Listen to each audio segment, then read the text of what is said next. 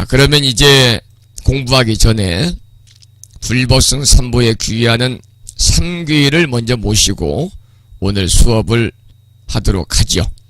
불자법요집은 581쪽에 모셔져 있습니다. 3귀를 모시겠습니다.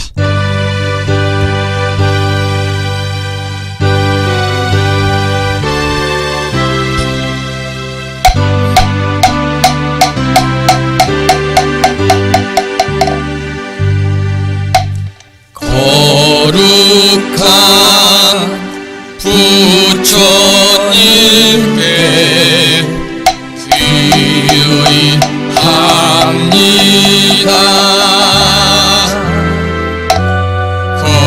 거룩한 가르침에 귀의합니다.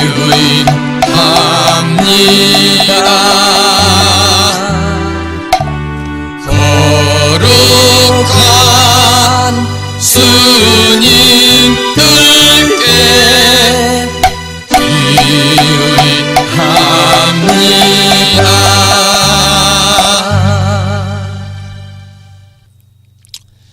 우리가 지난 시간에 공부하면서요, 제가 그런 말씀을 드렸습니다. 지난 시간에 법회관에서 공부를 하면서 그런 말씀을 드렸군요. 이 법회의 절차를 공부하면서 꼭 우리 도반들께서 노래를 부를 수 있어야 되는 참불가는, 그러니까 노래를 연습하셔야 된다 그 말이죠. 3귀의 보현행원 찬양합시다. 청법가, 그리고 사홍서원, 산회가, 이 정도는 우리 어부님들이 꼭 부를 줄 알아야 됩니다. 그런 말씀을 드렸습니다.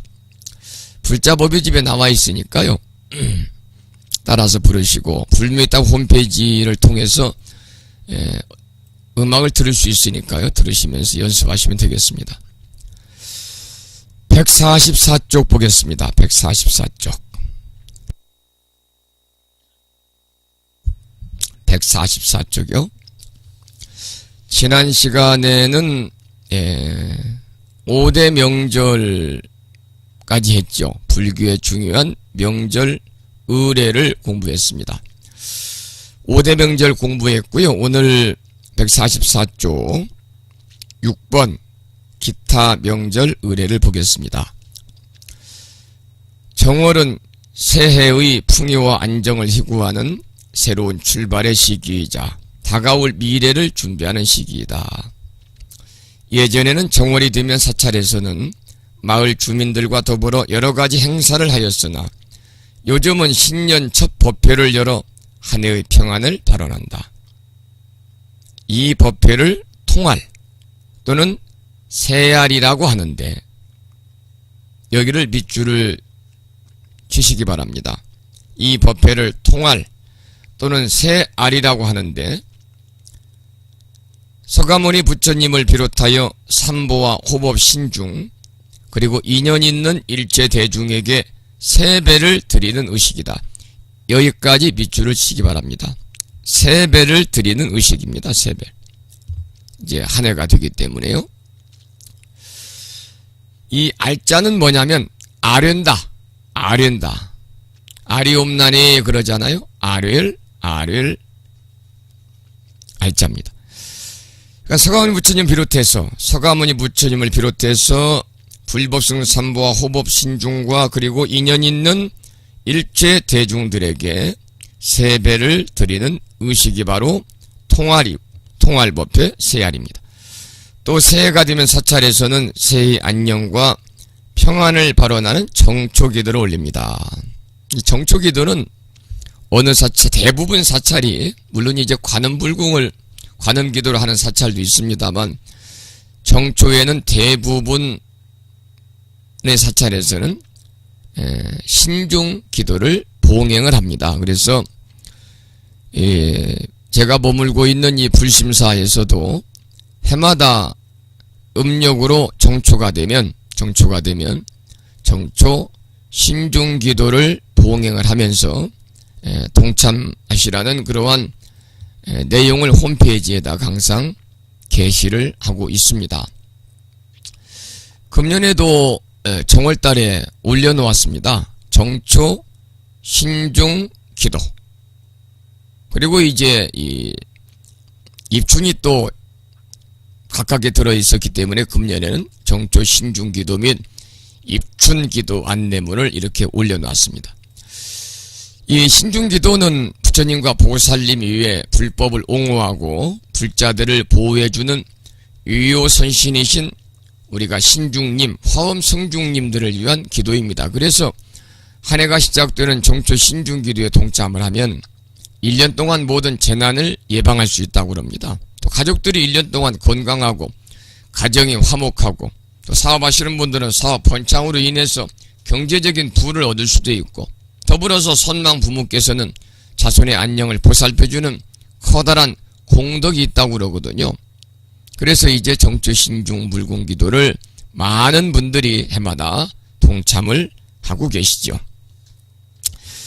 입춘에는 홍수, 태풍, 화재의 세 가지 재난인 삼재를 벗어나게 하는 삼재풀이를 하고, 여기 삼재풀이라고 쓰여 있습니다만 사실은 우리 불교에서는 삼재를 푼다, 삼재풀이, 이건 조금 바람직하지 않은 용어다, 저는 그렇게 생각을 해서 개인적으로 저는 삼재풀이라는 용어를 쓰지 않고요, 삼재 소멸 기도다, 이렇게 이름을 붙이고 있습니다. 1년 내내 풍요로움이 가득하기를 기원한다. 여기 이제 책을 쓰신 분들이 제가 볼 때는 좀 실수한 것 같아요. 이건 이제 무속 쪽에서 많이 삼재 푼다 그러잖아요. 뭐 고를 푼다, 삼재 푼다 그러는데 불교에서는 푼다는 의식은 없습니다. 소멸이죠. 삼재 소멸. 삼재 소멸 불공이죠. 1년 내내 풍요로움이 가득하기를 기원한다. 자, 입춘 기도에 관한 예가 나왔습니다. 입춘은 이제 1년 사계절 가운데 처음 찾아오는 절기입니다. 그래서 봄을 알리는 시점인 동시에 역학적으로는 새해가 처음 시작된다는 기쁜 그런 뜻이 있는 날이죠. 그래서 이날 절집에서는 부처님의 가피 속에서 새로 맞이하는 한 해의 재액을 소멸하고요, 만사형통을 발언하기 위해서 입춘기도를 봉행을 합니다. 특히 이제 삼재가 모든 일에 장애가 생긴다고 그래서 이것을 미리 막기 위해서 해마다 입춘일이 되면 모든 사찰에서는 정성껏 삼재 불공기도를 올리고 있어요. 금년에는 작년에 삼재가 들어왔습니다. 들삼재, 입삼재, 올해는 눌삼재입니다. 한자로는 침삼재라고 그러죠. 그래서 해, 묘미 그래가지고 돼지띠, 토끼띠, 양띠가 금년에 이제 눌삼재, 내년에는 출삼재, 날출자, 나가는 삼재죠. 그래서 우리가 속설에 의하면 삼재는 들어올 때보다 눌러 앉을 때가 더 안 좋고 나갈 때가 더 안 좋다 그러는데 저는 개인적으로 큰 의미 없다, 그렇게 생각합니다. 왜냐하면 이 띠가 12간지잖아요. 12띠 중에서 지금 삼재는 띠가 3개입니다. 3개. 올해는 돼지띠, 토끼띠, 양띠. 그러면 12 나누기 3은 4잖아요. 우리나라 국민의 4분의 1이 평균적으로 올해 삼재가 들어있다. 4분의 1이면 1250만 명이 금년에 그냥 되는 일이 없고 힘들고 그래야 되는데 사실은 그렇지가 않거든요. 그러니까 도신거사님께서 대화방에 제가 삼재네요 그러는데 걱정할 거 없어요. 삼재가 들어있어도요, 내가 올해 삼재가 들었구나, 조금 더 매사에 조심하고 조금 더 말할 때도 신중을 기하고 생각도 더 깊게 하고 행동할 때도 더 신중을 기해서 모든 일을 하면서 좀 조심하고 그리고 다른 때보다도 더 절에 열심히 다니면서 부처님전에 기도하고 복을 많이 짓고, 그러면 오히려 삼재가 더 우리가 삼재팔란에서 벗어나가지고 부처님의 가피력으로 더 행복한 그런 행운이 찾아올 수 있다, 저는 그렇게 생각을 하니까요. 그러나 우리가 이제 사람들이 사실 제가 작년에 교회 다니는 집사님들하고 공양을 할 시간이 있어가지고 물어봤어요. 집사님, 혹시 삼재가 뭔지 아십니까? 그랬더니 집사님 3분, 권찰님 1분. 권찰은 집사 되기 직전이 권찰이에요. 장로님 1분 계시는데 두 사람은 삼재가 뭔지를 처음 들어봤다고 그래요. 모른다고 그래요. 그분들도 만약에 교회 안 다닌다면 바로 삼재 소멸불공을 드리겠죠. 그러니까 이웃전교회 다니시는 분들은 삼재가 들어와도 삼재가 들어왔는지도 모르고 나갔는지도 모르고 눌러 앉은지도 모르고 그냥 지나가는 거예요. 모르면 상관이 없는데 절에 다니면 안다 그 말이에요. 알면 사람이 찜찜한 것이거든요. 그래서 사람 마음이 나약한지라 흔들리는 갈대와 같아서 야 삼재가 들었는데 내가 우리 가족 중에 몇 사람이 들어있는데 이거 좀 안 좋다는데 삼재 소멸불공을 드릴까 말까 그래가지고 삼재 소멸불공을 안 드렸다 그 말이에요. 그랬을 때 중간에 안 좋은 일이 생겼다. 예를 들면은 간단한 차 접촉사고가 났다. 그래도 딱 떠오르는 것은 삼재라 올해 사고수가 있었구나 이러는 거죠. 그것이 바로 우리 중생들의 범부들의 마음이에요. 그래서 이제 삼재가 들어있으면 불자들은 입춘 때 절에 가셔가지고 큰 비용 들어가는 거 아니니까 다니시는 절이나 제적사 인연사찰에 삼재 소멸 불공기류에 동참을 하시면 올해 내가 삼재인데 내가 다니는 절에 있었던 부심사에서 삼재 소멸 불공을 했으니까 이제 부처님의 가피력으로 나는 삼재 반란에서 벗어났다. 아무 일도 없을 것이다. 하고 모든 것을 부처님한테 맡기고 살면요. 삼재쯤이야 아무런 문제 없이 넘어간다.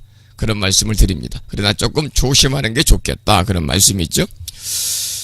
자, 그 다음에 이제 입춘에는 이제 삼재풀이까지 했고요. 144쪽 밑에 3번째 줄입니다. 그 이외에도 3월 삼진날 단오 3월 삼진날과 단오는 우리 절집에서는 불공을 드리지 않습니다. 그 다음에 이제 밑줄을 쳐보세요. 칠석, 동지 이 두 민속절기죠. 민속절기는 절집에서 불공을 드립니다. 불공과 기도를 올리면서 복덕을 기원하기도 한다. 자, 이제 7월 칠석이 내일 모레입니다. 내일 모레. 이번 주 토요일 날이 7월 칠석입니다. 그래서 불심사에서도 지난 일요일 날 불심사 이제 참 뜻깊은 날이었습니다. 그 무더운데 많은 분들이 오셨어요. 멀리서도 오시고. 그날이 이제 음력으로 7월 초하루법회일이면서 그리고 일요법회일이고 또 우란문제 49일 영가천도기도 7번 모십니다만 오제를 모시는 날이었고 그날 불심사는 이곳 무창포 바닷가 근처에다가 이제 부처님을 모시고 조만법회를 하고 산문을 열고 부처님 가르침을 전한 지가 만 7년 되는 날이라서 불심사 계산이라는 것은 절집 문을 여는 것을 계산이라고 그럽니다. 그래서 계산 7주년 기념법회를 봉행을 하면서 그날 7월 칠석 7일 일주일 기도를 하는데 그날 입제를 했습니다. 입제. 그래서 칠석이라고 하는 것은 이제 7월 칠석은 견우와 직녀가 만나는 날이다. 잘 알고 계시죠? 그래서 우리 조상님들의 소박하고 아름다운 그런 풍속입니다. 이것을 우리 불교에서 이어받아가지고 불자님들과 가족들의 건강과 장수를 기원하고 가정의 평안과 화목을 축원하고 특히 이제 자녀들의 그러한 이 어려움을 없애고 원 성취할 수 있는 그런 기도를 드리는 날입니다. 그래서 칠석이라고 그러면은 우리가 칠성님이라는 것은 칠원 성군인 북두칠성에다가 7열의 부처님의 이름을 붙여서 부르는 이름이 칠성님입니다. 칠성님 그러면 운이통열의 광음자재열의 금색 성취열의 최승길상열의 광달지변열의 법회유리열의 약사유리광열의 지금 7분 제가 말씀을 드렸는데 이 앞에서 6분은 조금 생소하신 분들이죠. 마지막 7번째 약사유리광열에는 뭐 여러분 잘 아시는 부처님이시니까 이분들이 칠성님께서 우리가 살고 있는 이 가민 또 사바세계에 강림하셔가지고 병고에 고통받는 미묘한 이 고통받는 중생들을 미묘한 야관으로 구제하시고 더불어서 모든 중생들의 건강과 수명 장수를 증명하시는 매우 뜻깊은 날이 바로 칠석입니다. 그래서 옛날부터 우리 조상들은 7월 칠석을 맞이해서 혼기를 앞둔 자녀들, 특히 좋은 인연을 만나는 인연불공이라든지 자녀들의 또 무사고 무병장수를 기원하는 불공을 이렇게 드렸고, 칠석날에 일곱 부처님, 방금 제가 소개를 드렸던 칠석님이죠. 일곱 부처님께 칠석날에 기도를 드리면 7가지의 수복을 얻을 수 있다. 그렇게 이제 전해져 내려오고 있습니다. 거기에 대한 자세한 내용은요, 불미익닷컴 홈페이지 가시면 거기 알려드리는 말씀에 불기 2558년 7월 칠석 기도 동참 안내에 가시면 7월 칠석 기도를 어떻게 하십시오라고 제가 자세하게 간단한 내용을 올려놨기 때문에요. 거기를 읽어보시고 가정에서 기도하시기를 부탁을 드리겠습니다. 그 다음에 동지. 동지는 뭐 너무나 잘 알잖아요. 동지. 사실은 이제 동지 때부터 이제 이 양의 기운이 이제 새롭게 시작이 되는. 그래서 동지 때는 팥죽을 먹으면서 지나간 한 해, 묵은 한 해의 모든 그러한 업장들을 다 떨쳐내고요. 새로운 한 해, 불보살님의 가표와 화엄성주님의 보살핌 속에서 힘차게 한 해를 또 시작해야 되겠다. 그러한 마음으로 절집하게 기도드리고 또 더 나아가서는 팥죽을 먹고 또 이 애군을 우리가 이제 소멸하는 그러한 또 기도가 동지기도입니다. 칠석기도, 동지기도. 또 여기에 보면 정초기도, 입춘 함께 공부했습니다. 자, 그 다음에 제일 밑에 보면 이렇게 나와 있죠. 불교가 민족의 세식 풍속을 불교의 명절로 받아들인 것은 고통스러운 현실에서 벗어나고 싶어하는 민중들의 소망을 외면하지 않고 고통을 함께 나누고자 하는 큰 뜻이 담겨있다. 아주 중요한 내용입니다. 이런 것에 미추를 시켜야 돼요. 그래서 불교가 보면은 이렇게 중생제도, 중생 구원, 구원 얘기하니까 자꾸 또 구원파가 생각이 나는데 그런 구원파가 아니고요. 중생을 제도하고 중생을 구하고자 하는 그러한 원을 세워서 그쪽 구원은 뭐냐면 한번 그 하나님의 구원만 받으면 계속 죄를 지어 상관이 없다. 돈만 갖다 많이 내라. 돈 갖다 많이 내니까 그냥 유병은 일가들이 엄청난 그 탈세도 하고 말이죠. 엄청난 부를 누리고 있다가 지금 한 가족이 몰락당했잖아요. 그것을 보면서 참 재행무상이구나. 모든 건 영원하지 않다. 사람이 잘 살아야 됩니다. 자, 그러면 지금 8시 32분이고요. 아직도 이제 목이 제대로, 컨디션이 제대로 이렇게 돌아오지 않았습니다만은, 이번 주 주말이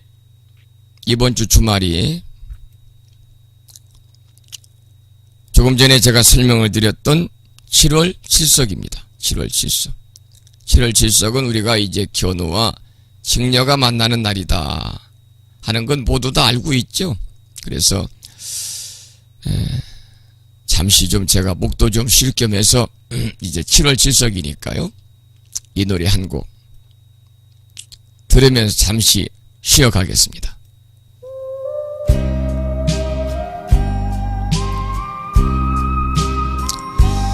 김원중이라는 가수가 부르는 노래 중에서 직녀 얘기입니다.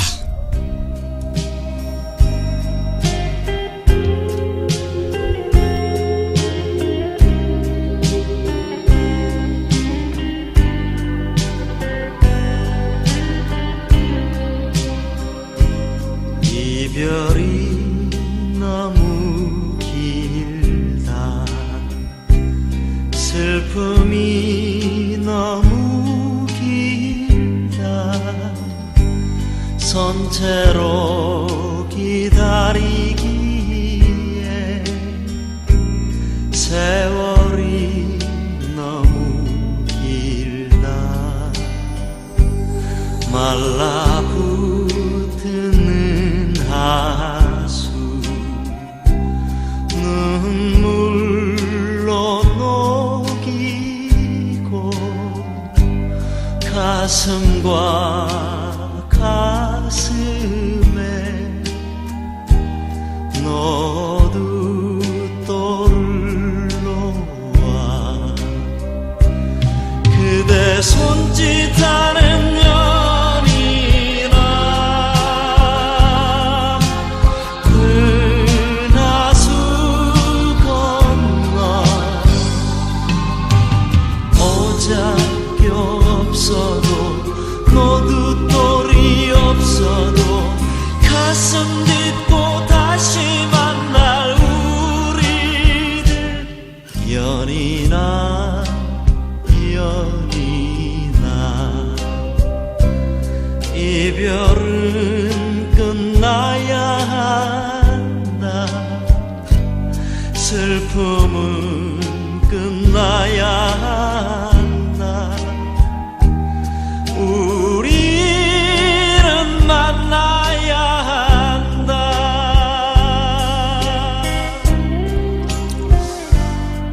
네, 다음 카페를 통해서 부산 광역시에 살고 계시는 감노성 보살님 출석하셨습니다. 그리고 충청남도 보령시 웅천읍에 살고 계시는 보살님이시죠. 불각가 도반님 출석하셨습니다. 대구 광역시에 살고 계시는 지덕화 도반님 오셨고요. 그리고 동명거사님 경기도 안산 땅에서 출석하셨습니다. 대구의 공덕화 도반님 오셨습니다.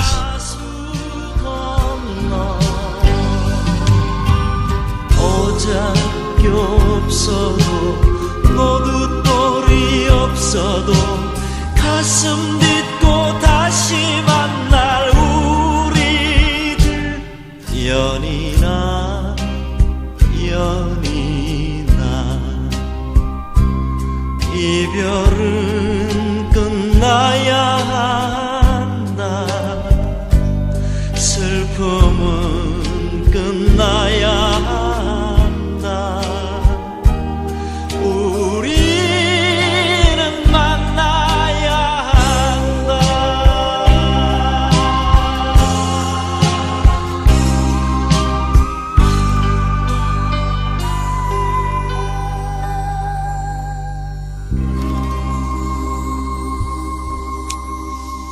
네, 7월 7석을 앞두고 직녀에게라는 노래를 한 곡 들었습니다. 자, 그 다음 보겠습니다. 145쪽 5대 신앙입니다. 아주 중요한 부분입니다. 여기가. 그리고 스마트폰을 통해서 또 출석을 통보하셨습니다. 충청남도 천안시에 살고 계시는 성정화 법우님 출석하셨고요. 그리고 충청남도 보령시 웅천읍에 살고 계시는 진여행 법우님 컴퓨터 고장으로 핸드폰으로 수업을 경청하겠습니다. 그러셨네요. 이 진여행 보살님 출석하셨다는 말씀을 드렸습니다만 참 감사드리고요. 진여행 보살님 때문에 다음 카페 우장불교대학 회원 자유 공간이 아주 활발하게 움직이고 있는 것 같아요. 불심사 모든 법회를 사진을 촬영하시고 또 법회의 내용을 동영상으로 이렇게 올리셔가지고 많은 우리 도반님들이 함께 볼 수 있는 그런 소중한 인연의 기회를 만들어 주셔서 특별히 이 시간을 빌려서 감사한 말씀을 드리겠습니다. 우리 법우님들 이 무참불교대학 카페를 많이 좀 이용하시기 바랍니다. 글도 좀 많이 올려주시고요. 그리고 올리신 그 글에, 그러니까 우리 도반들께서 글 한 편을 올리려면 날씨 덥잖아요. 상당히 신경 써야 되고요. 시간도 걸리고 그렇습니다. 올리는 이유가 한 가지입니다. 많은 도반들에게 도움이 되게끔 올리는 거거든요. 바로 그것이 자비의 행위입니다. 그러면 우리가 그 글을 읽고서 짤막하게라도 글을 올리신 분에 대해서 감사의 마음을 우리가 전한다든지 아니면 글의 내용을 읽으시고 그 내용에 느낀 바를 적으신다든지 그러면 올리신 분이 더 힘이 날 거 아니겠습니까? 그래서 서로가 서로를 이해하는 그러한 배려의 마음을 이렇게 무불대 다음 카페를 통해서도 우리가 함께하면 좋겠다. 그런 당부의 말씀도 드리겠습니다. 서울특별시 살고 계시는 반야행 법부님 오셨습니다. 이 반야행 보살님께서는 그 부산에 사시는 자비행 보살님의 친동생이신데 자매끼리 함께 하시는 분들이 여러분이 계시거든요. 반갑습니다. 자, 145쪽에 7번 5대 신앙을 보겠습니다. 첫째는 신중신앙이다. 음력 초하루에는 정광 부처님, 연등 부처님께 공양을 올리는 날인데 사실은 일반적으로 모든 사찰에서는 신중 기도를 올립니다. 부심사도 마찬가지입니다. 신중은 불법과 불교를 믿는 사람들을 보호하고 이익을 주는 호법신장들이다. 우리가 신중기도를 하면서도 절에 가면은 신중단이 있잖아요. 불보살님은 불상으로 조성이 되어서 모시지만 신중님들은 한두 분이 아닙니다. 그래서 우리가 중자는 무리 중자입니다. 무리를 지어서 계시기 때문에요. 어디에 모시냐면 불교 회화라고 그럴까요? 불교 그림, 탱화라고 그러잖아요. 그 탱화를 통해서 모십니다. 우리가 절에 가서 신중단에 기도하고 신중불공을 드리면서도 신중님들이 어떤 분인지를 몰라요. 밑줄을 치기 바랍니다. 신중은 불법과 불교를 믿는 사람들을 보호하고 이익을 주는 호법신장들이다. 화엄경에는 많은 신중님들이 등장하기에 이들을 화엄 성중이라고 일컫는다. 거기 밑줄을 치면 좋겠습니다. 이 신중기도는 일명 화엄성중이라고 하면서 신중단이란 말 그대로 신들이 무리로 있다 그래서 붙여진 이름입니다.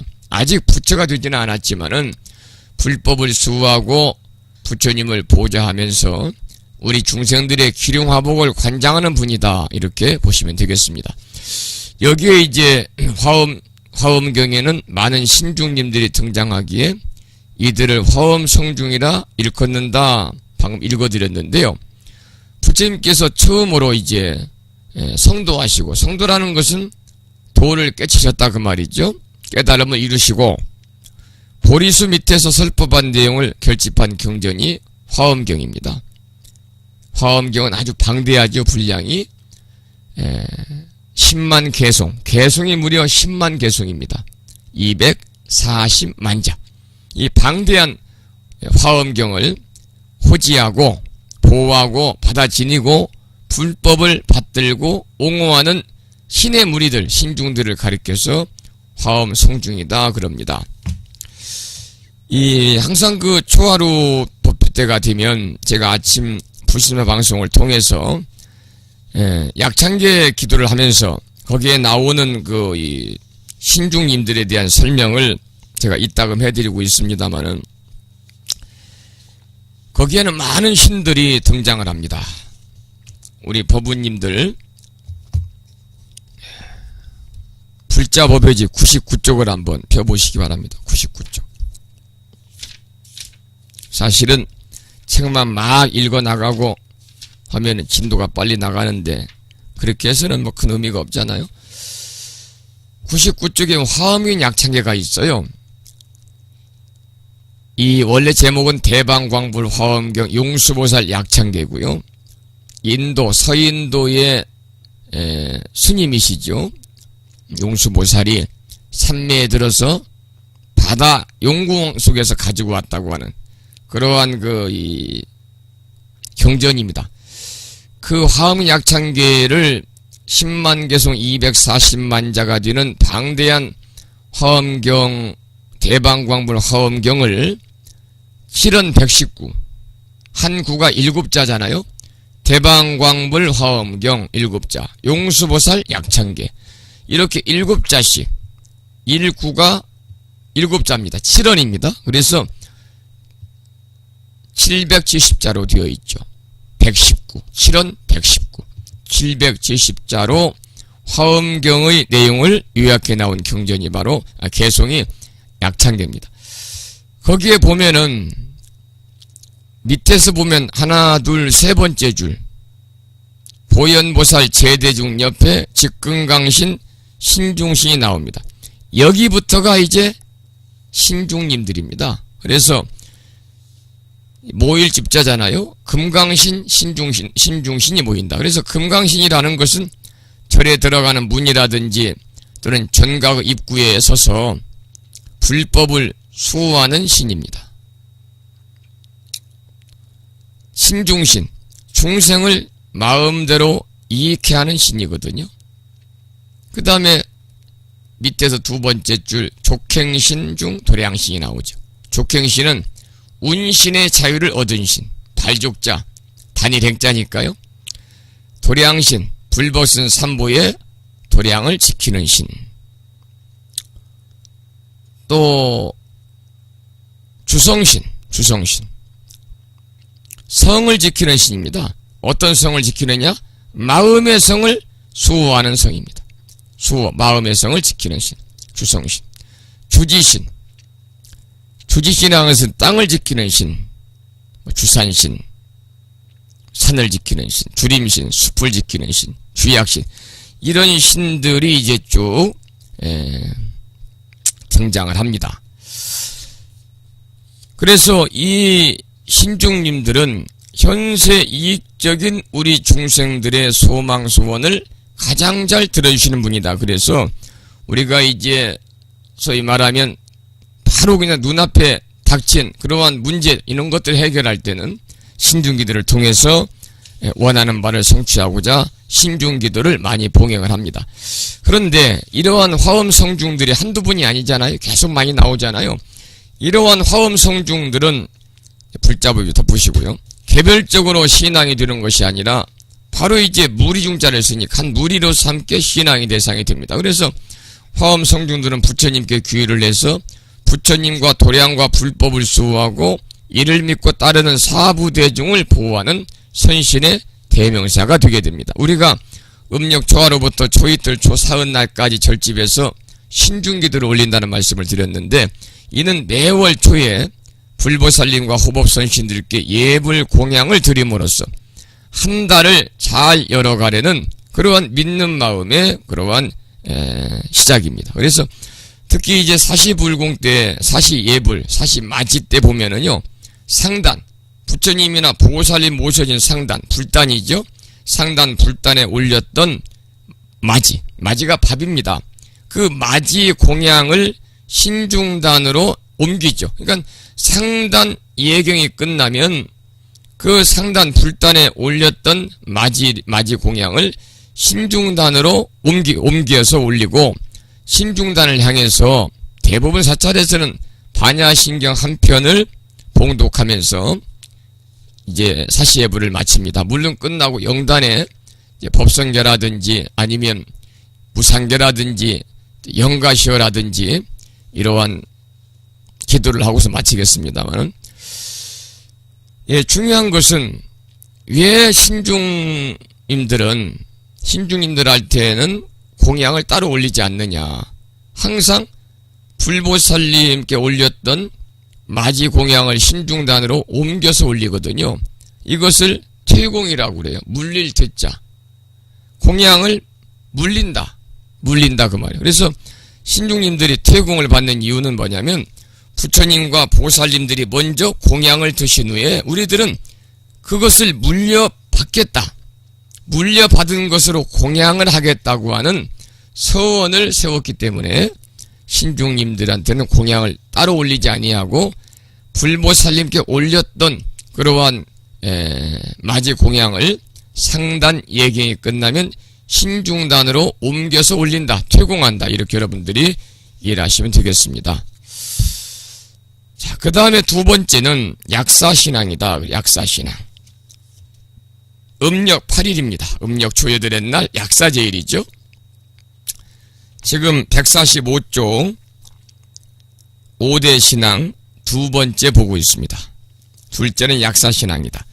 음력 8일은 약사제일로 약사의 부처님께서 기도하는 날, 약사의 부처님께 기도하는 날이다. 약사일에는 병치료와 건강한 삶, 그리고 재산과 복덕, 의복과 먹을 것을 주시는 부처님이시다. 중생을 질병에서 구제하고 무슨 약을 주느냐? 법약을 줍니다. 법약을 준다는 약사례의 본원력에 의거한 신앙인데, 이 약사 유리광열애가 정확한 부처님 이름이십니다. 우리는 다른 말로 대의왕불이다라고도 부르죠. 그래서 중생의 질병을 치료하고 재앙에서 구제해 준다는 부처님, 흔히 연꽃 위에 서 계시면서 왼손에 약병을 드시고 오른손은 시무유인을 맺은 모습으로 이렇게 형상화되고 있습니다. 동방의 정유리 세계에 계시면서 중생들의 질병을 치료하고 재앙을 소멸시키면서 현세의 복락을 이루게 하는 부처님이십니다. 약사신앙의 그 소위 경전에는 약사의 본원경, 약사 유리광 열의 본원 공덕경 등이 있습니다.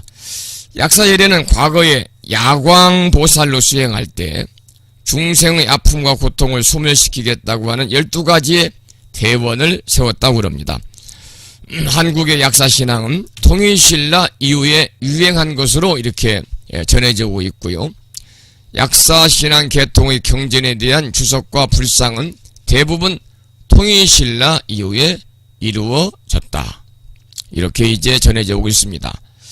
특히 이제 약사열애는 국가가 큰 재난에 처했을 때도 본원력으로 구제해 준다고 믿어서 나라에 큰 재난이 닥쳤을 때 약사도령이 자주 열렸고, 또 신라시대 선덕여왕이 병에 걸려서 10,000가지 약을 썼으나 효험이 없었답니다. 이때 이제 밀본 법사가 약사경을 염송해서 선덕여왕의 병을 낫게 했다고 하는 그러한 기록이 있습니다만, 그래서 이제 통일신라시대, 특히 신라시대에는 약사신앙이 민간신앙이 아주 자리를 잡았던 그러한 이 역사가 있습니다. 이 약사열애는 불교에서 중생의 모든 병을 고쳐주는 부처님, 약사 부처입니다. 메디신 부다다. 그래서 아미타 부처님의 48대원과 함께 약사열애 부처님의 12대원이 약사유리광열의 본원 공덕경 약사경에 이렇게 나옵니다. 자세한 것은 제가 이제 수업이 끝나면 다음 카페에다가 자세하게 올려놓을 테니까요. 거기에 가셔서 쭉 한번 복습해가지고 약사열애 부처님이 12대원을 공부하시면 좋겠습니다. 설명을 드리려면 시간이 많이 지나가니까요. 그 다음에 셋째, 아미타신앙이다. 아미타신앙이다. 이 미타신앙, 음력 보름날입니다. 그래서 미타제일이죠. 음력 15일의 사찰에서는 보름법회를 거행한다. 이날 아미타 부처님께 기원을 드린다. 아미타 부처님은 죽음을 물리치고 무량한 생명과 광명을 주시는 서방정토 극락세계의 교주이시다. 아미타 부처님이 바로 죽음을 물리치고 무량한 생명과 광명을 우리에게 주시는 서방정토 극락세계의 교주이십니다.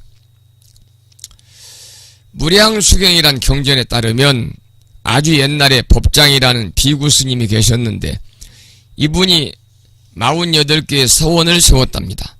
그 가운데 18번째 서원에서 자신이 부처가 되면 그를 믿고 그의 이름을 부르는 사람들이 모두 그가 건설한 정토에 태어나서 열반에 이를 때까지 복을 누리며 살게 하겠다. 이렇게 맹세를 했대요. 그래서 이 법장 비구는 자신의 서원을 모두 이룬 뒤에 아미타불로서 극락이라는 서방 정토를 주재하게 되었고, 무엇보다도 이제 믿음을 강조하는 아미타불 신앙이 특히 이제 중국에서부터 이제 유행을 해서 우리나라와 일본으로 전파가 돼가지고 우리나라에도 아미타 신앙이 정착이 된 거죠. 사람들이 이 아미타불을 지성으로 염송하면 아미타불의 중생 구제 본원력에 의해서 사후의 극락세계에 왕생하게 된다는 신앙입니다. 불교에서 정토라고 하는 것은 부처나 보살이 머무는 곳입니다. 정토. 수많은 정토 가운데서 아미타불이 계신 곳을 미타정토라고 부릅니다. 다른 말은 서방정토 혹은 극락이다 이렇게 부르고 있습니다. 미타신앙은 아미타불이 계시는 정토에 가 살기를 기원하는 건데요.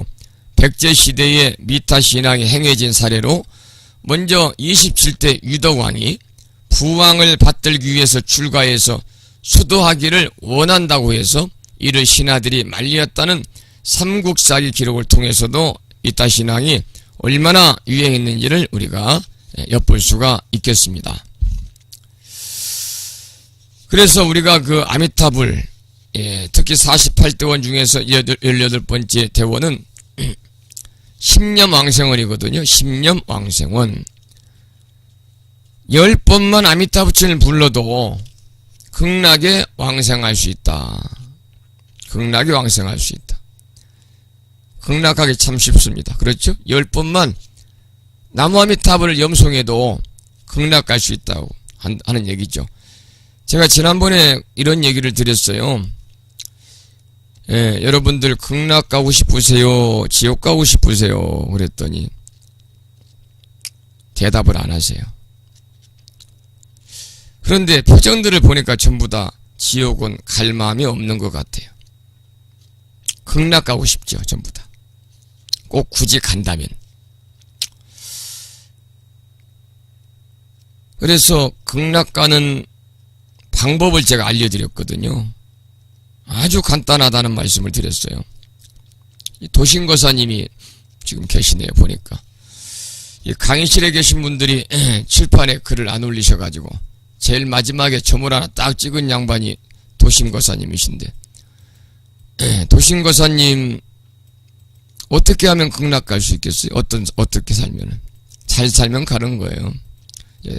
저를 가지고 이제 한번 평가를 해보겠습니다. 성종이란 승려가 죽었습니다. 어느 날 갑자기 죽었어요. 숨을 들어 마셨다가 내푼지 못해 죽었는데, 이 주변에서 많은 사람들이 또는 그 인터넷 방송을 통해서 부심나 방송을 12년간 들었던 분들이, 무창 불교대학 우리 도반님들이 성종이란 승려가 죽으니까 이 성종 스님이 오래 사셔가지고 부처님의 가르침을 좀 많은 불자들에게 전하고 가셨어야 되는데 너무나 안타깝다.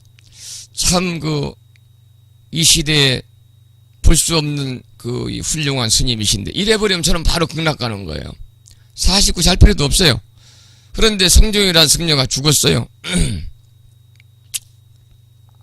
그랬더니 주변 사람들이 또 방송을 듣던 사람 불자들이 무창 불교대학의 또 이 도반님들이 한 목소리로 하시는 말씀이 그 중 잘 되어졌다. 귀신은 뭐였는가 그동안 안 데리고 왔나 모르겠다. 이래버리면 볼 것도 없어요. 바로 저는 어디로 가느냐?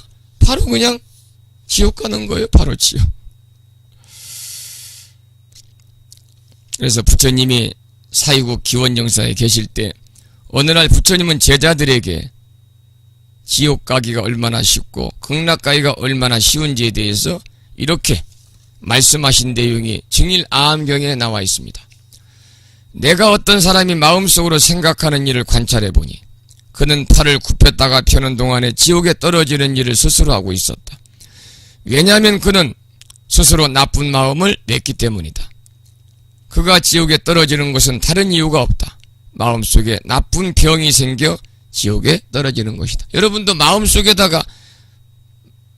나쁜 병이 생기면 지옥에 떨어지는 거예요. 또 부처님이 이렇게 말씀하셨어요. 만일 어떤 사람이 화를 낸다면 그는 나에게 말하리라.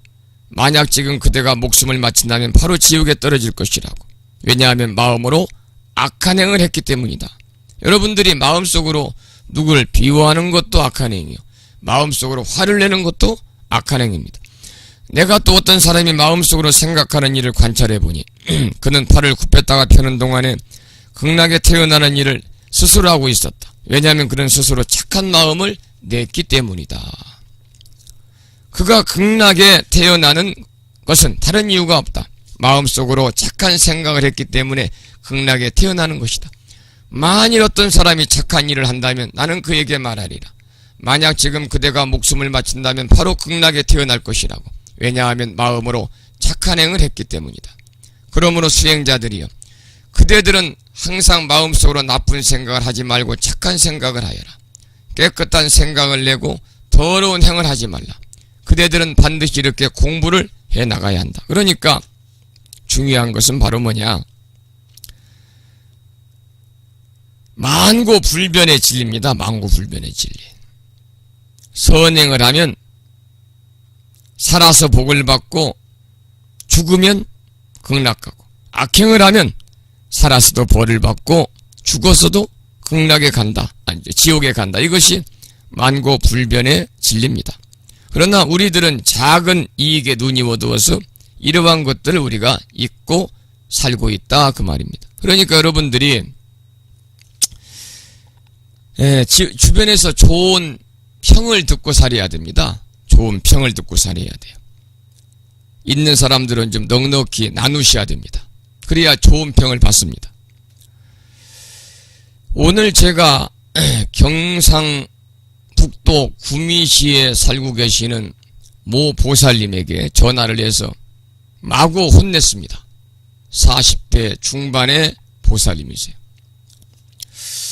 얼마 전에 부심사 계좌로 일주일 됐나요? 돈이 입금이 됐습니다. 그래도 상당히 큰 금액이었습니다.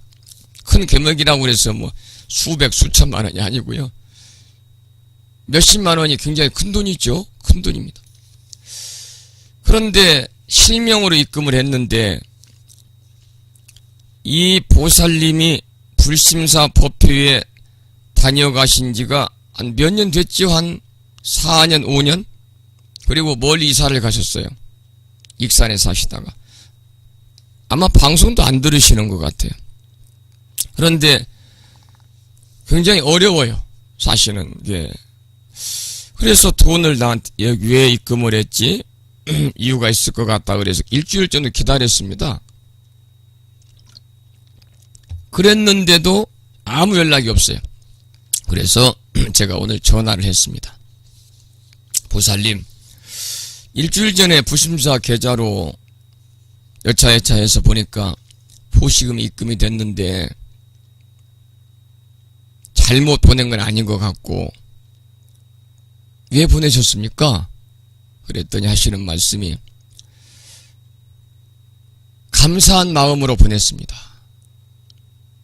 부처님이 고맙고 부처님의 가피 속에서 내가 살아갈 수 있으면 행복하고, 그래서 부처님께 받은 은혜를 조금이나마 보답하고자 하기 위해서 부심사에 보시를 했습니다. 부끄럽습니다. 그래서 제가 막 혼냈죠. 왜 혼냈느냐? 어려운데 왜 돈을 이렇게 많이 보냈습니까?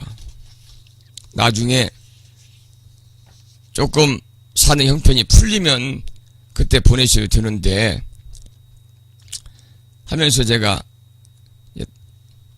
이제 화냈다는 것은, 화를 낸 게 아니라 혼냈다는 것은 웃으면서 혼을 냈죠. 이제 그 보살님 말씀이 뭐라고 말씀하시냐면 불심사를 통해서 부처님의 가르침을 그동안 쭉 받아왔습니다. 그래요. 매일 아침마다 제가 2년 동안 불심사를 통해서 하루하루가 행복했습니다. 이것이 모두 불심사 스님의 인연이고 더 나아가서는 부처님의 값입니다. 그래서 제 나름대로는 불심사에 조금이나마 휴양하는 마음으로 보냈습니다. 그러시더군요. 바로 그분이 하시는 말씀이 매일 아침 부처님 말씀을 통해서 하루를 행복하게 살고, 그러다 보니까 나도 모르게 나의 의식이 변화가 왔다는 거죠. 예전보다 모르게 무언가 변했다는 거예요. 그래서 제가 오늘 아침인가도 방송을 통해서 그런 말씀을 드렸습니다만, 이 절집 문턱을 넘는 사람하고 넘지 않는 사람하고는 분명히 달라야 됩니다. 무엇가 달라도 확연하게 달라야 됩니다.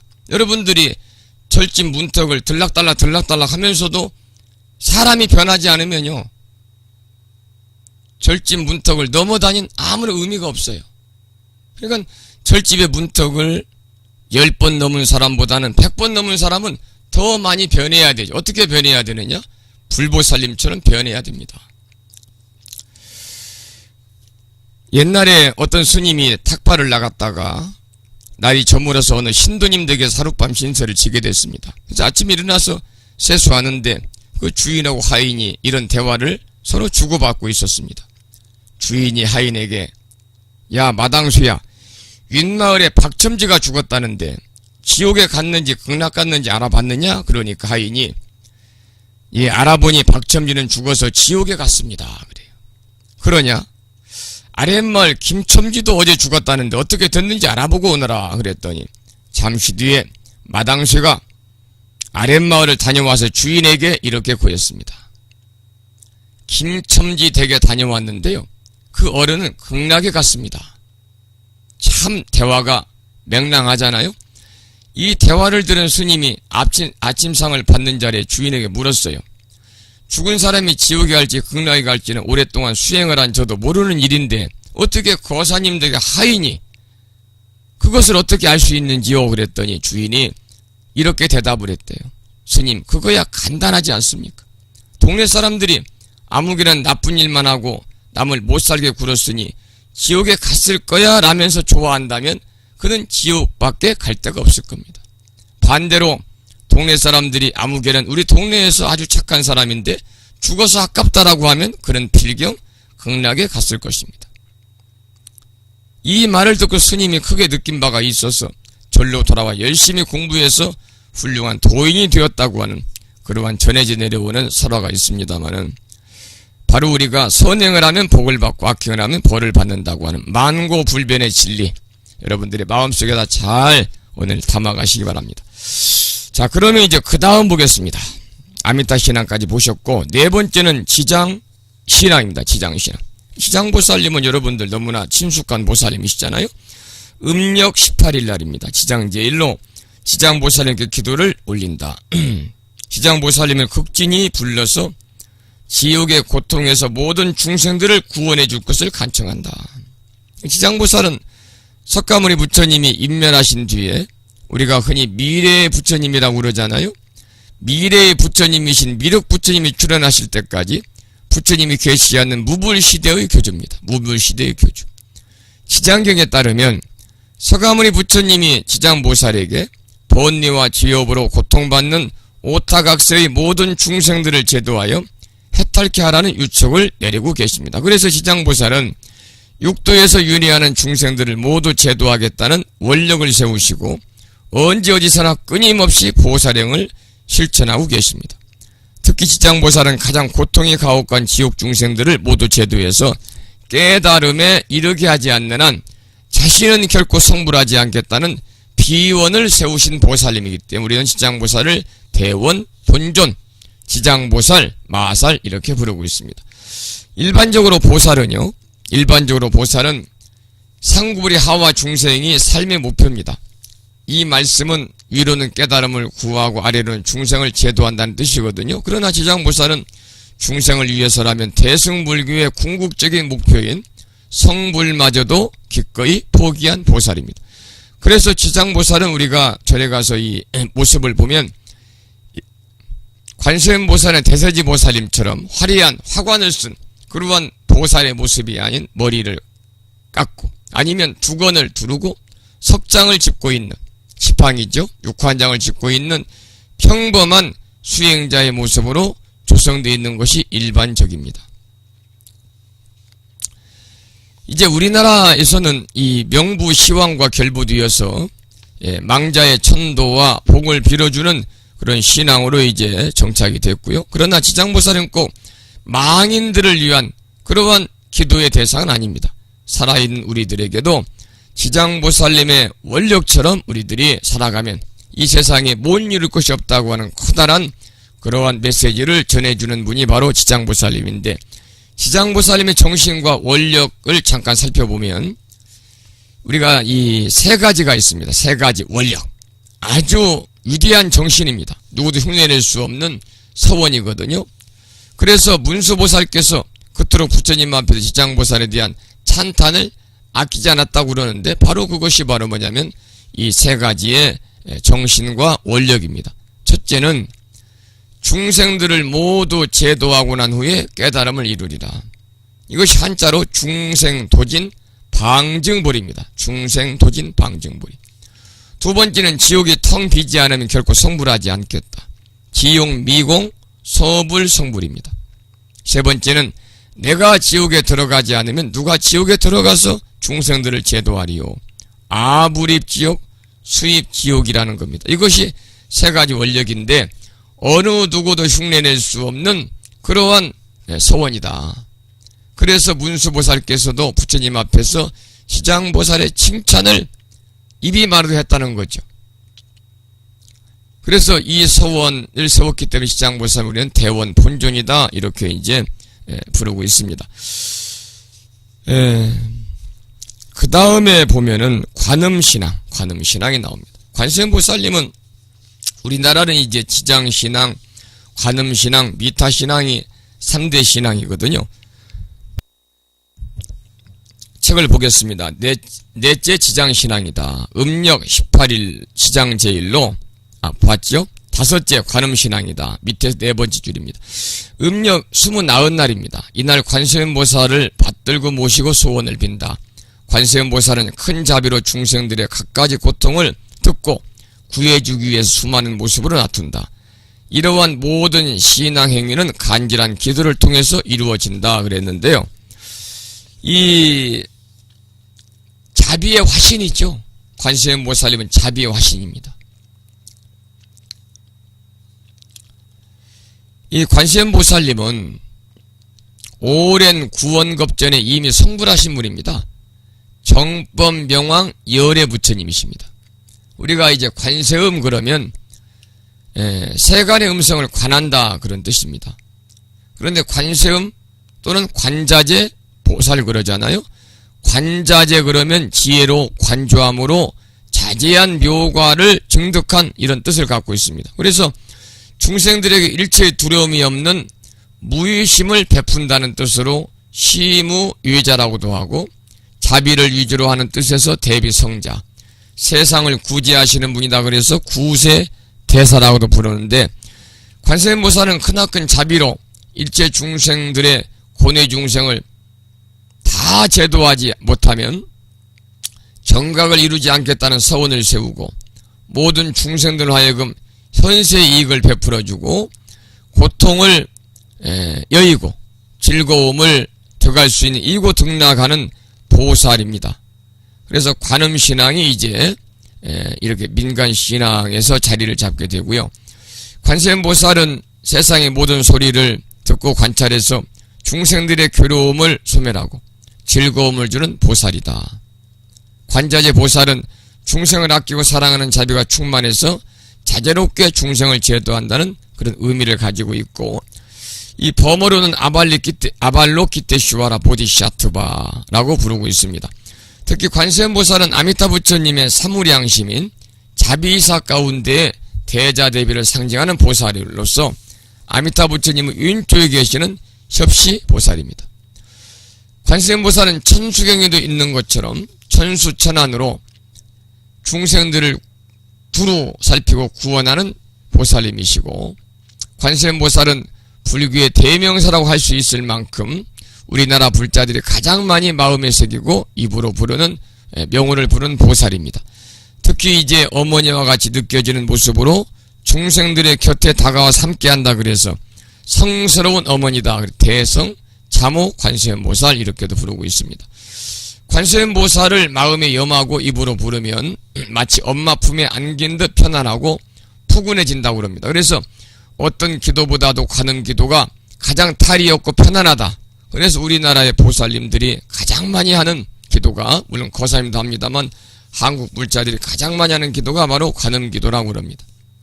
그래서 우리나라에서도 관음 기도처가 많습니다만은 대표적으로 이제 남해 보리암이 살아있는 관음 기도 도량이다. 그래서 제일로 치고 그 다음이 동해의 양양낙산사, 홍련암, 서해의 강화도, 보문사를 이제 3대 관음 기도 도량으로 치고 있습니다. 특히 이제 이 관세음보살이 상주하는 근본 도량은 어느 나라를 막론하고 바닷가에 위치하고 있습니다. 인도에서는 남쪽 해안의 보타나카산이 관세음보살의 상주처인데요. 이 제가 그 금년 봄에 중국의 관음성지, 지장성지 순례를 다녀왔습니다만 역시 중국에 가니까도 바로 이제 보타산 낙가산이 전부 다 그 이 바다 가운데 있어요. 성지가.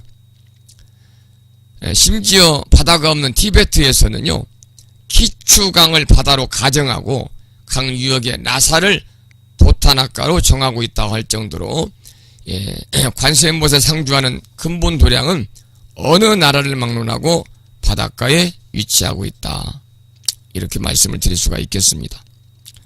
그리고 우리나라에서 남해 보리암, 서해 강화도 보문사, 동해의 낙산사, 홍련암, 여수 향일암 등이 모두 바다에 위치해 있고, 그래서 관음신앙을 대표하는 대표적인 사찰로 많은 불자들의 발걸음이 끊이지 않고 있는 그런 도량들입니다. 이렇게 해서 이 5대 신앙까지 함께 살펴를 보았습니다. 5대 신앙까지.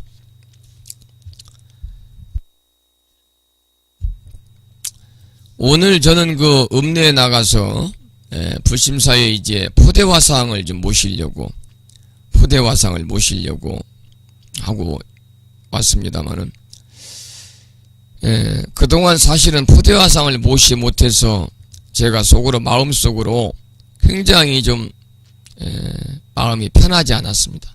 왜 그러느냐, 우리 법우님들하고 약속했던 일인데 그 약속을 제가 이제 지키지 못해가지고, 이 승려가 거짓말하면 안 되잖아요. 그래서 그동안 좀 불편했는데 그 불편함을 좀 해소하게 되었습니다. 지난 2011년도 11월 달에 벌써 이제 햇수로는 3년 전인데요. 그 당시 이제 불심사 주차장이 없어가지고 주차장 조성을 위한 한평보시 불사 동참 권선을 했습니다. 그래가지고 많은 분들이 동참을 해서 약 300평을 이제 동참을 해가지고 345평을 주차장을 마련을 했습니다. 그때 제가 무슨 약속을 드렸냐면, 주차장이 전부 다 조성이 되고 나면 불심사 주차장에 육중한 문매의 복덕 원만한 상을 갖추고 계시는 포대화상을 봉안해서 한평보시 불사에 동참하신 불자님들의 그 복전을 짓는 시주의 공덕을 후세의 길이 전하도록 하겠습니다. 그리고 이름도 새겨놓으랍니다 그랬는데, 이름은 새길 수가 없을 것 같고요.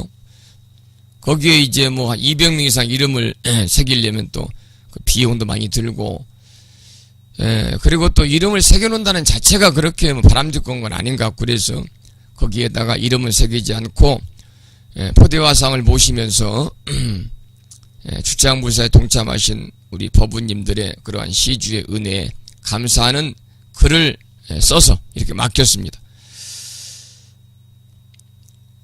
포대화상 개송 아유일 포대, 나에게 포대가 하나 있으니 허공 무괴에 허공에도 걸림이 없네.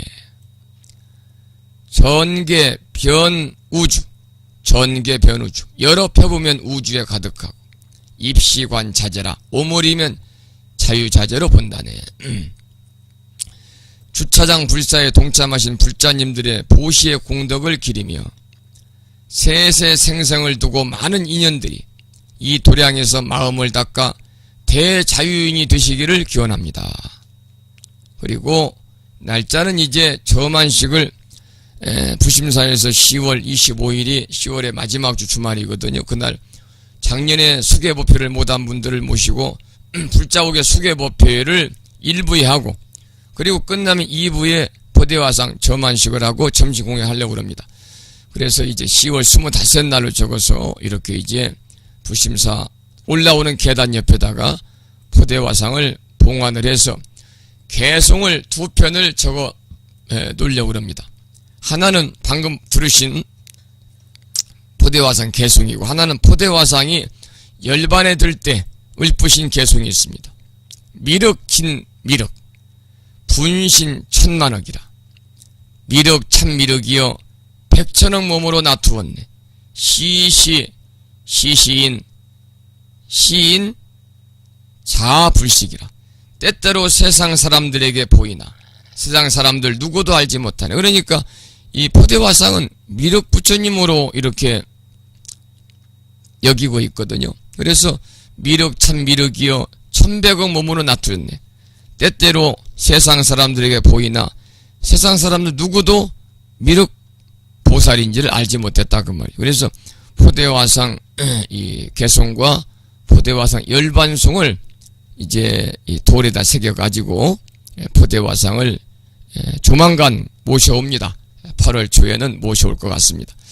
그래서 여러분 법우님들이 몇 년 전에 불심사 주차장을 조성하는 데에 십시일반으로 한 평씩 불사에 동참하신 그 시주의 그러한 공덕을 기리기 위해서 포대화상을 이제 봉안을 하고 거기에다가 이제 좌대에다가 그런 내용을 새겨서 이 불심사가 영원히 세세생생 부처님의 가르침을 전하는 그러한 전법 도량으로서의 역할을 할 수 있는 그러한 인연을 만들 수 있도록 그렇게 도량을 하겠습니다. 그래서 이 세세생생을 두고 많은 인연들이 이 불심사 도량에서 마음을 닦아가지고 포대화상처럼, 포대화상 그러면 대자유인이잖아요.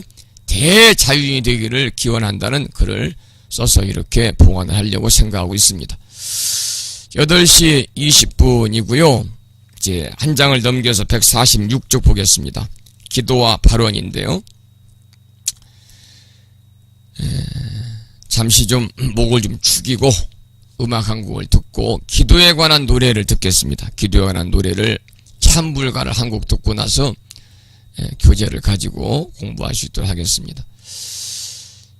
기도라는 제목의 노래는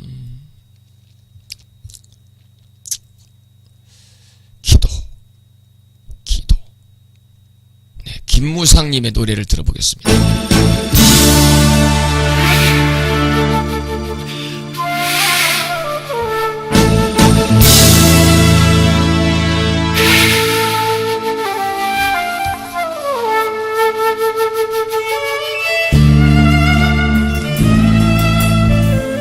이번에 불심사 포대화상을 봉안하는 이 경비라고 그럴까요? 보시금을 따로 이렇게 받지 아니하고 우리 법우님들이 금년 우란분절 때 십시일반으로 불심사에 보시한 그런 이 보시금을 가지고 포대화상을 모시기로 했습니다. 보살님을 뵈옵니다. 저리 머나먼 길을 찾아왔습니다. 지극정성 기도합니다. 자비하신 부처님 관음보살님 보살펴 주시네. 들어주소서 아뭉하소서. 공내 어린 이 몸 기도를 들어주소서. 들어주소서. 이내 정성 살피소서.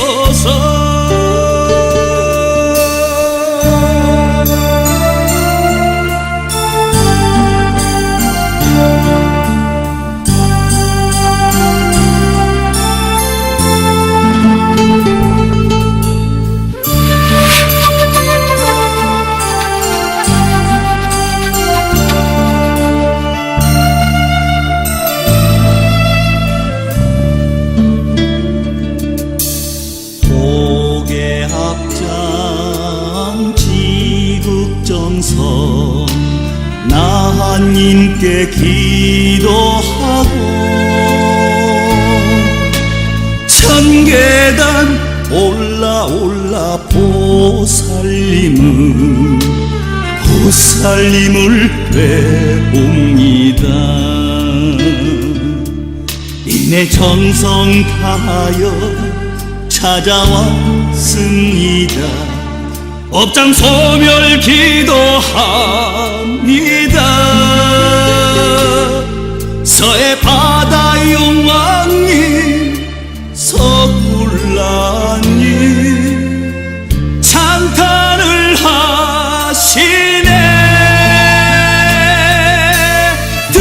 들어주소서 감흥하소서 동네 어린 이 몸 기도를 들어주소서 들어주소서 이내 정성 살피소서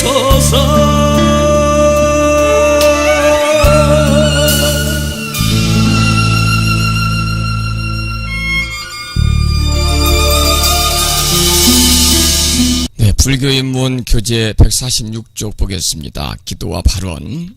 첫 번째 기도입니다. 기도란 일반적으로 자신의 한계를 극복하거나 부족한 점을 얻기 위해 신이나 그 밖의 신비한 힘에 의지하여 간절하게 비는 것을 말한다.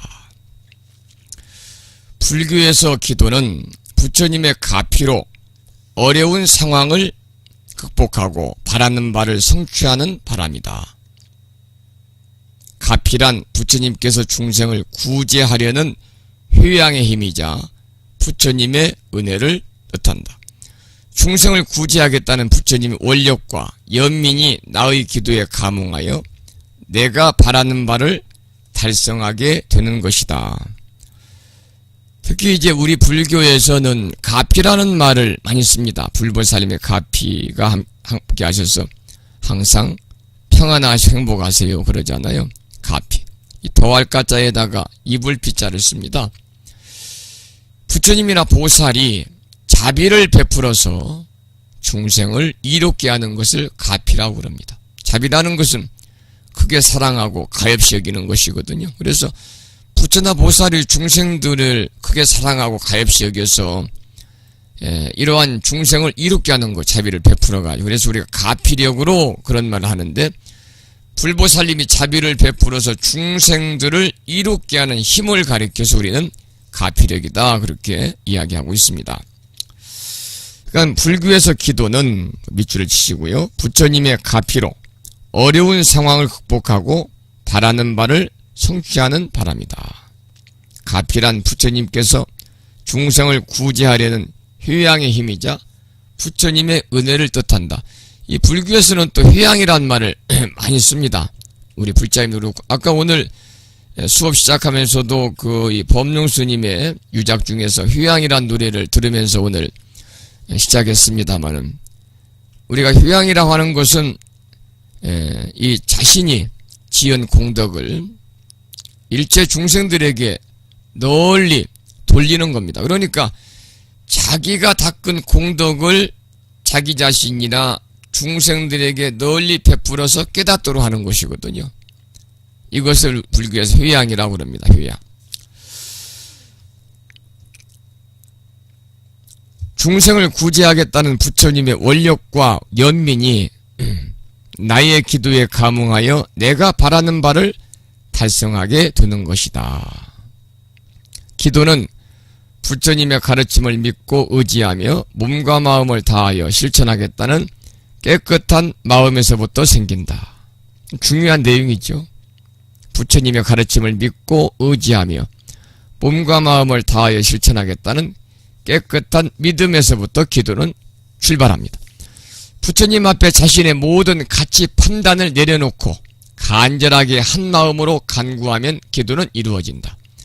또한 불교에서 기도를 권청으로 표현한다. 권청은 권할 권자, 청할 청자죠. 일체 중생들이 어리석은 마음을 떨쳐버리고 이 권청에 대한 설명입니다. 불교에서는 기도를 권청이라고도 표현하는데 권청은 일체 중생들이 어리석은 마음을 떨쳐버리고 하루속히 지혜의 눈이 열리도록 부처님께 청하는 의식이다. 거기에는 바른 깨달음을 성취하여 모든 이웃들에게 기쁜 마음으로 효양하겠다는 서원의 의미가 들어있다. 기도를 통해서 나와 이웃 그리고 모든 중생들에게 부처님과 보살님의 공덕이 함께하기를 소원하고 또한 자신의 편협한 마음을 부처님 마음으로 되살릴 때 기도의 공덕은 더욱 커지고 기도 성취는 넓고 깊게 이루어진다. 서원으로 하는 기도, 다짐으로 하는 기도는 서원과 다짐이 부처님의 가피로 인해서 더욱 굳세어지고 튼튼해져서 쉽게 좌절되지 않는다는 데 진정한 의미가 있다. 궁극적으로 기도의 성취는 업장이 소멸되는 것이다. 거기 밑줄을 한번 쳐보시죠. 궁극적으로 기도의 성취는 업장이 소멸되는 것이다. 업장이 소멸되면 기도는 성취된 거다 그 말이죠. 업장의 소멸은 내면의 근본적인 변화가 있어야 가능하다. 내면의 근본적인 변화가 업장을 소멸하고 업의 뿌리가 바뀌면서 내 몸과 마음에 커다란 변화가 생기게 된다. 그렇게 해서 하나하나의 마음가짐과 행동이 진리와 자연스럽게 일치된다면 이러한 기도는 바로 수행이 되고 기도를 통해서 참된 성품을 개발하고 진리와 만나게 된다. 그리하여 결국에는 깨닫게 되는 것이다. 그렇다면 수행도 넓은 범위에서 기도에 포함된다고 할 수 있다. 자기 힘으로 어떻게 해보겠다는 생각이 적을수록 기도는 오히려 잘 된다. 수행이 부족한 현재의 자기 마음은 무명업장으로 가득 찬 상태이기 때문에 기도의 방해물이 될 뿐이다. 따라서 마음을 비우고 오직 모든 것을 부처님께 맡겨버릴 때 기도는 성취된다. 중요한 내용이죠. 마음을 비우고 오직 모든 것을 부처님께 맡겨버릴 때 기도는 성취된다. 우리 이웃증교를 보면 특히 기독교, 천주교 보면은요, 기독교가 더 그런 의식이 강하더라고요. 모든 걸 다 그냥 하나님한테 맡깁니다. 주여, 나는 주님의 종이로소이니 주님이 알아 쓰시라는 거예요. 죽이든 살리든 모두 하나님께 맡기는 거죠. 우리 불자들은 그런 점이 조금 부족한 것 같아요. 그래서 모든 것을 마음을 비우고 오로지 모든 것을 부처님께 맡겨버릴 때 기도는 성취가 된다는 거죠. 심지어 잘 되고 못 되는 것까지도 부처님께 맡겨버릴 수 있다면은 이미 성취된 기도라고 할 수 있다. 자기를 비우는 이러한 헌신적인 간절한 기도에 모든 업장은 얼음이 녹듯이 녹아내린다. 자, 두 번째, 기도하는 마음가짐과 방법입니다. 기도를 할 때는 온몸과 온 마음을 다해 간절히 해야 한다. 마치 배고픈 사람이 밥을 찾듯이 목마른 사람이 물을 찾듯이 오로지 하나의 대상에 정신을 집중하여 전심전력으로 매달려야 한다. 이렇게 온몸과 마음을 다해 기도를 할 때 삼매의 경지에 이르게 되고 삼매의 상태에서 스스로 지혜를 발견하여 업장을 녹이거나 부처님의 가피로 업장이 녹게 된다. 기도의 마음 바탕에는 부처님의 법에 대한 확실한 암과 믿음이 있어야 한다. 반신반의하는 믿음이 아니라 결정적인 믿음이다. 수행의 결과가 제대로 나타날까, 기도는 이루어질까 하고 물러서는 마음이 있다면 처음부터 잘못된 마음으로 시작하는 것이다. 또한 부처님의 가르침이 무엇인지도 모르고 불보살님이 어떠한 분인지도 모르면서 무작정 기도만 하는 것은 올바른 기도가 아니다. 혹 기도가 성취된다 하더라도 불교의 기도와는 거리가 멀다. 불보살님의 가르침에 대한 확실한 믿음으로 가르침대로 행할 때여야 비로소 삿된 길로 빠지지 않고 참된 기도를 할 수 있다. 더불어 기도할 때에는 주변의 모든 이웃에게 자비로운 마음을 내는 것이 중요하다. 여기 밑줄을 치시고, 기도할 때 중요한 것은 주변의 모든 이웃들에게 자비로운 마음을 내는 것이 중요합니다. 세상의 모든 중생이 나와 한 놈임을 알고 그들 모두에게 평화와 안락이 깃들기를 바라며 누구에게도 원망이나 미움을 갖지 않는 마음을 내는 것이다. 이와 같은 마음가짐으로 기도를 할 때 참다운 공덕을 쌓을 수 있으며 진정한 마음의 평화와 안정을 얻을 수 있다. 기도는 가능한 매일 같은 장소, 같은 시간, 같은 방법으로 하는 것이 좋다. 수행도 마찬가지다. 작은 물방울이 단단하고 커다란 바위를 뚫는 것처럼 기도와 수행을 지속적으로 반복하면 반드시 성취된다. 집과 법당 또는 다른 사람의 방해를 받지 않는 동일한 장소에서 규칙적으로 기도와 수행을 할 때 마음이 안정되고 집중할 수 있는 힘이 생길 수 있다. 자, 이제 읽어봄으로 인해서 알 수 있는 그런 어려운 내용이 아니고요. 잠시 이 기도에 관해서 좀 몇 가지 말씀을 좀 책에 안 나온 걸 좀 드리겠습니다. 아까 우리가 5대 신앙 공부했습니다마는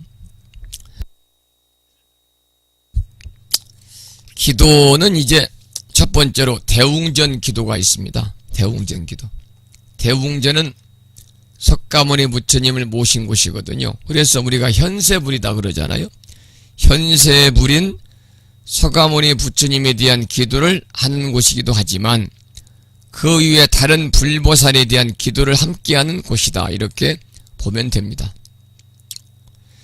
이제 규모가 좀 갖추어져 있는 사찰에는 대웅전 위에도 여러 전각들을 갖추고 있지만 규모가 작아서 대웅전만 있는 작은 사찰도 많습니다. 그래서 대웅전에는 석가모니 부처님에게만 기도를 올리는 것이 아니고 불보살에 대한 기도를 올릴 수 있고 별도로 이제 관음전이나 지장전이 없는 사찰에서는 대웅전에서 지장기도, 관음기도, 칠성기도 다 합니다. 그리고 석가모니 부처님께 기도하는 의의는 다음과 같습니다. 첫째는 자기 성불을 위한 대원 성취, 사홍서원의 성취, 자기 인격의 완성과 밝은 지혜 성취. 이 불심사도 규모가 갖추어진 사찰이 아니기 때문에 하기야 대웅전이 따로 이렇게 전각이 불사가 되지도 않았습니다. 그래서 불심사는 석가모니 부처님을 주불로 모시고 좌우에 관세음보살님과 지장보살님을 협시불로 모시고 있습니다만 독립된 전각이 아니기 때문에 대웅전이라고 하는 이 전자를 붙이지 않고 한글로 그냥 들어오는 입구에다가 잘 쳐다보야 보입니다.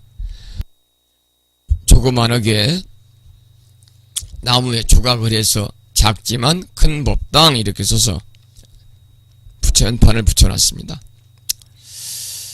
그래서 이 작은 절들이 많잖아요. 이런 절들은 대웅전 기도가 모든 기도를 그냥 대웅전에서 한다 이렇게 보시면 됩니다. 그러나 이제 규모가 큰 사찰에서 대웅전, 지장전, 관음전, 칠성강, 삼성강 다 이렇게 있으면 대웅전에서는 대웅전 기도를 따로 하죠. 자기의 성불을 위한 대원 성취, 사홍서원의 성취, 자기 인격의 완성과 밝은 지혜 성취를 위해서 대웅전 기도합니다. 두 번째, 관세음보살 기도는 우리나라 불교 신앙의 관점에서 보면은 가장 많이 하는 기도입니다. 그래서 관세음보살은 고달픈 우리의 삶을 우리가 스스럼 없이 호소하고 우리가 겪는 고통을 다 건져달라고 기원하고 의지할 수 있는 자비의 그런 보살이기 때문에 일념으로 관세음보살을 염하며 흐트러짐이 없으면 연불산매에 들어가서 관세음보살을 칭견할 수 있다고 그럽니다. 그러면서 커다란 가피력을 입을 수 있다고 그러거든요. 그래서 관음기도는 관세음보살을 지심으로 염송하는 기도입니다. 또 연불이 끝나면 삼배를 이렇게 드리고 기도를 마치게 되죠. 관세음보살은 관세음보살을 지극한 마음으로 염송하면 됩니다. 관음기도의 의의는 뭐냐면 현세에서 복락과 모든 중생의 괴로움을 해결하기를 기원할 때 관음기도를 합니다. 또 난치병의 치유와 부모의 건강과 장수를 기원합니다. 세 번째는 자식을 얻고자 하는 소원과 집안의 평안을 기원할 때 합니다. 네 번째는 자기 마음의 평안을 기원할 때 하고 다섯 번째는 기타 모든 인간적인 고민 해결을 우리가 기원할 때 관세음보살 기도를 합니다. 그 다음에 아미타불 기도가 있습니다. 사람은 누구나 어떻습니까? 현세에서는 잘 살기를 바라죠. 죽어서는 고통스러운 지옥에 떨어지기보다는 안락한 극락세계에 태어나기를 바라고 있습니다. 그래서 우리나라에서는 예로부터 서방정토 극락세계의 교주이신 아미타 부처님 명호를 부르는 칭명연불이 성행하고 있죠. 그래서 아미타불 기도는 나무 아미타불을 지심으로 염하는 기도입니다. 역시 연불이 끝나면 삼배를 올리고 기도를 마치게 됩니다만 이러한 의의를 가지고 있습니다. 성불하기 위한 소원 성취와 장수를 기원할 때 합니다. 그리고 지옥악의 축생의 사막도에 불행에 떨어지지 않으려는 소원의 성취를 위해서 기도합니다. 건강한 생활과 풍요로운 제복의 성취와 몸과 마음이 부드러워지기를 원하는 소원의 성취를 위해서 기도합니다. 네 번째는 본류의 근본이 되는 나라든지 내 것이라고 하는 집착하는 마음의 해탈을 기원하면서 합니다. 다섯 번째는 자신이 죽었을 때 아미타 부처님 영접을 받으려고 하는 소원을 성취하기 위해서 아미타불 기도를 합니다. 네 번째, 지장보살 기도가 있습니다. 지장보살은 아까도 말씀을 드렸다시피 천상에서 지옥까지의 모든 중생을 교화하는 대자비의 보살입니다. 그래서 지장기도는 지장보살을 지심으로 염불하면 됩니다. 염불은 기본이 108번이고 1080번, 3000번 합니다. 이때 법당에 이제 비치된 천주를 굴리면서 염불하면 편리하겠죠. 여러분들이 108염주는 가지고 다녀도 천주는 모시지 않기 때문에 우리가 이제 1000번 지장보살을 1080번, 3000번 할 때는 어느 절이고 법당에 가면은 천주가 있습니다. 천주. 부심사에도 천주 2벌이 있습니다. 천주를 굴리면서 염불하면 숫자를 헤아리는 편리합니다. 역시 모든 염불이 끝나면 마음을 모아 3배를 드리면 기도를 마칩니다. 지장경 이 지신호법품에 보면 지장기도의 의의에 대해서 이렇게 나와 있습니다. 토지에 풍년이 들기를 기원하며 가택의 영원한 평안을 기원할 때 한다. 두 번째는 장차 천상에 태어날 것과 모든 가족의 수명 연장을 기원한다. 세 번째는 구하는 것이 뜻대로 얻어지고 물과 불의 재앙이 없어지기를 기원할 때 한다. 네 번째는 헛되이 소모되는 것이 없어지고 나쁜 꿈을 꾸지 않기를 기원할 때 한다. 다섯 번째는 출입할 때 모든 신들이 보호하고 성스러운 인연을 많이 만나기를 기원할 때 한다. 여섯 번째는 죽은 조상의 넋을 천도하고 전생의 업장을 소멸을 기원할 때 한다. 이렇게 나와 있습니다. 다섯 번째 신중기도는 신중기도를 할 때 먼저 큰 법당 상단 부처님께 3배 올리고 신중단 앞에 나아가서 조와 향을 올린 다음에 정성껏 마련해놓은 공양물을 올리고 3배를 올리면 됩니다. 그리고 스님께서 의식을 집전하시면 스님의 지도하시는 대로 따르면 되겠습니다. 첫째는 큰 법당의 상단 부처님께 예경을 하고 신중단 앞으로 간다. 두 번째는 기도를 하기 전에 미리 용변을 보고 손을 깨끗이 씻고 양치를 하여 입을 깨끗이 하며 마음을 안정시킨다. 세 번째는 다른 사람이 피운 초나 향이 타고 있을 때는 그것이 다 탄 다음에 초나 향을 한 자루만 올린다. 네 번째는 복장을 단정히 하고 기도 중에는 소매를 걷거나 웃옷을 벗지 않으며 자리를 뜨지 않는다. 다섯 번째는 술을 마시고 기도하지 않으며 기도 중에 껌을 씹거나 음식을 먹지 않으면 물론 옆 사람과 잡담을 하지 않는다. 여섯 번째는 사찰에서 신중단에 참배를 할 때는 3배를 올리는 것이 기본이다. 기도를 할 때는 화엄성중이라고 염불하며 보통 하루 8시간 정도 정근하는데 4분 정근에 따른다. 4분 정근은 새벽 3시부터 5시까지 한 번 하고 아침에 9시부터 11시까지 한 번 하고 오후 2시에서 4시까지 한 번 하고 저녁 6시에서 8시까지 한 번 해서 하루에 이렇게 2시간씩 4번을 나눠 가지고 하기 때문에 4분 정근이다 이렇게 말하고 있습니다. 4분 정근이다. 그러니까 우리가 이제 이 12간지로 보면은 인시에 한 번 합니다. 인시 새벽에 그 다음에 사시에 합니다. 사시에 하고 그 다음에는 이제 이 신시 그 다음에 마지막에는 이제 미시가 좋겠군요. 미시, 유시 이렇게 하면 되겠네요. 4번 정근합니다. 그 다음에 6번 칠성기도. 지금 이제 칠성기도 푸시면서 일주일간 하고 있습니다만은 칠성기도는 이 칠성신앙이죠. 별을 신앙의 대상으로 하는 그러한 전례의 전체 신앙이 도교의 영향을 받은 것으로 보고 있습니다. 칠성은 인간의 건강과 수명 및 등남을 관장하는데 특히 어린 아기의 명을 길게 해주고 건강을 지켜주고 재물과 재능을 관장한다고 합니다. 보통 이제 큰절은 칠성각이 있습니다. 칠성각에는 북두 칠성을 인격화해서 앞니마의 각기 별을 상징하는 둥근 광채를 나타내고 있는 7사람의 남자를 그림으로 모신다든지, 또는 조상, 조각한 상을 모시는데 칠성기도 주력은 뭐냐? 칠원성군을 계속합니다. 칠원성군. 그 다음에 독성기도가 있고, 독성은 스승 없이 깨달음을 이룬 사람입니다. 독각이라고 하고 벽불이라고 하는데요. 독성기도도 하고, 그리고 이제 독성기도를 하면 나반존자께서 재앙을 제거하고 복을 주고 신통력으로 중생을 소원을 들어준다고 그러거든요. 독성기도의 연부는 나반존자를 찾습니다. 근데 별로 독성기도 하지 않습니다. 여러분들 요즘에 칠성기도 기간이니까 집에서 칠원성군을 많이 좀 연부를 하시기 바랍니다. 8번째는 산신기도가 있습니다. 산신. 절에서 별로 하지 않습니다만은 산신기도의 주력은 이제 산왕대신을 찾습니다. 주로 이제 산신기도를 어느 분들이 많이 하느냐? 무속인들이 많이 하고 있습니다. 스님들은 산신기도를 하지 않습니다.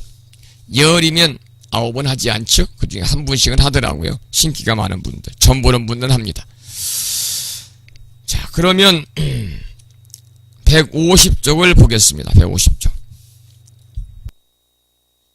방금 소개해드린 내용은 제가 다음 카페 강의 끝나면 올려놓겠습니다. 150쪽. 기도의 방법으로는 절과 주력과 간경, 연불 등 여러가지가 있다. 주력이라는 것은 우리가 주문을 이루는 겁니다. 주력기도.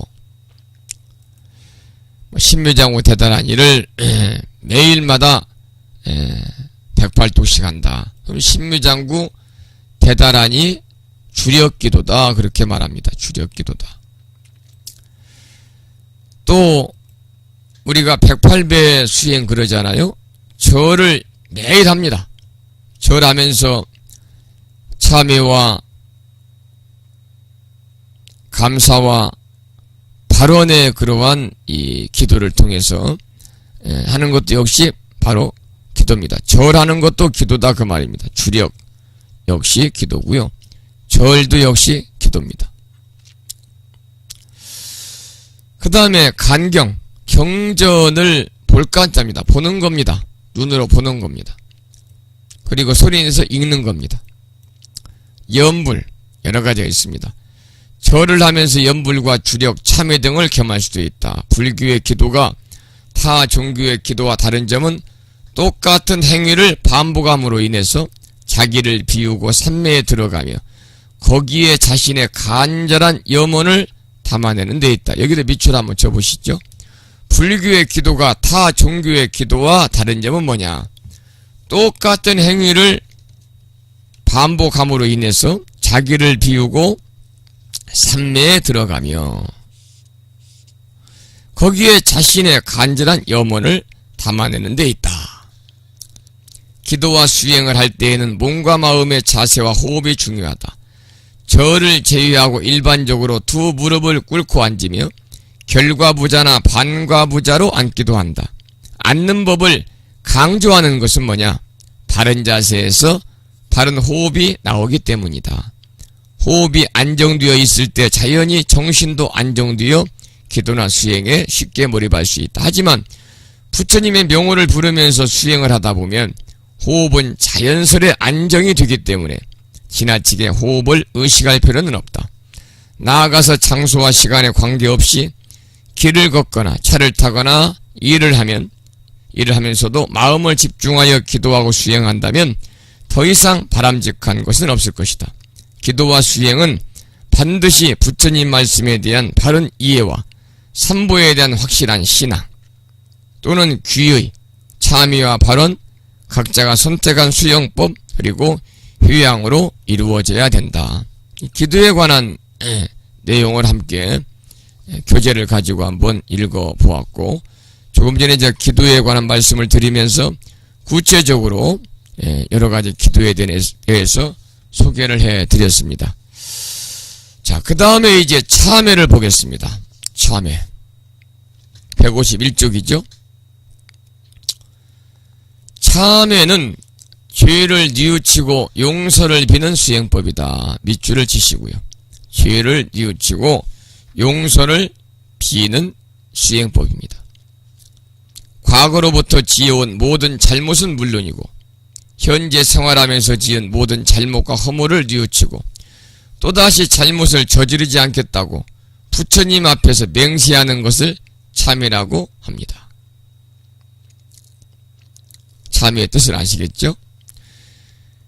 현재 생활하면서 지은 모든 잘못과 허물을 뉘우치고 또다시 잘못을 저지르지 않겠다고 부처님 앞에서 맹세하는 것입니다. 물론 과거로부터 지어온 모든 잘못은 물론입니다. 불교에서는 참회를 중요하게 생각한다. 불자가 지켜야 할 계는 다른 사람에 의해 규제되는 강제적인 것이 아니라 자기 스스로 다스리는 자율적인 것이기 때문에 자신을 속이는 일을 해서는 안 되기 때문이다. 그래서 참회가 필요한 겁니다. 참회에서 가장 중요한 것은 내면의 모든 죄를 숨김없이 드러내서 용서를 구하는 겸허한 태도이다. 남에게 보이기 위해서가 아니라 자기 자신을 거울에 비추어 보고 진실한 마음으로 뉘우치는 것이다. 이러한 참회를 발로 참회라고 한다. 밑줄을 치시고요. 발로 참회. 남에게 보이기 위해서 하는 것이 아닙니다. 자기 자신을 거울에 비추어 보고 진실한 마음으로 뉘우치는 참회가 바로 발로 참회입니다. 이렇게 참회하고 뉘우쳤을 때 바른 수행의 길로 나아갈 수 있는 것이다. 또 참회의 진정한 뜻은 밑줄 치시고요. 다시는 그 같은 허물을 되풀이하지 않겠다는 마음의 다짐이다.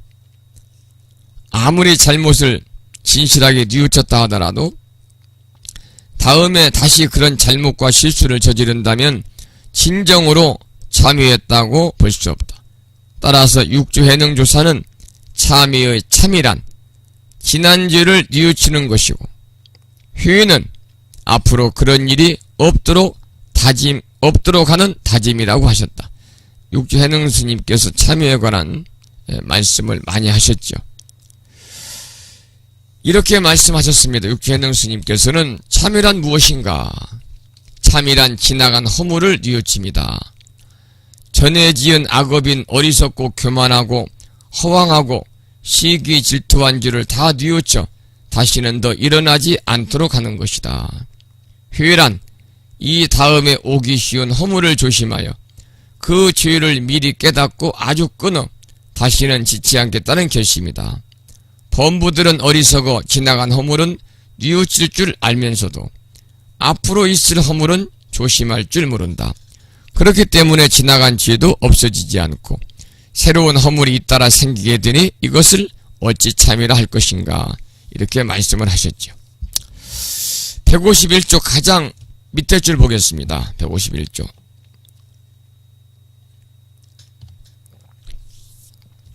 불교에서 참여하는 방법으로 매달 보름날과 금음날 대중들이 모여서 계율을 한 조목씩 읽고 그것을 범한 사람은 고백하는 법표가 있다. 이것을 보살이라고 한다. 전에 공부했습니다. 보살에 대해서는. 또 자자도 공부했죠. 자진해서 자신의 죄를 지적해달라고 대중에게 간청하고 지적받는 자자라는 법표도 있다. 역시 지난번에 공부했습니다. 보살법표와 자자법표. 참여를 개인적 차원에서도 할 수 있지만 이렇게 대중적으로 참여를 행함으로써 사람과 사람이 함께 사는 도리를 깨우치는 것이다. 불자는 참여를 통해 더욱 성숙한 신앙과 수행생활을 할 수 있고 평화롭고 자유로운 인생을 만들어갈 수 있다.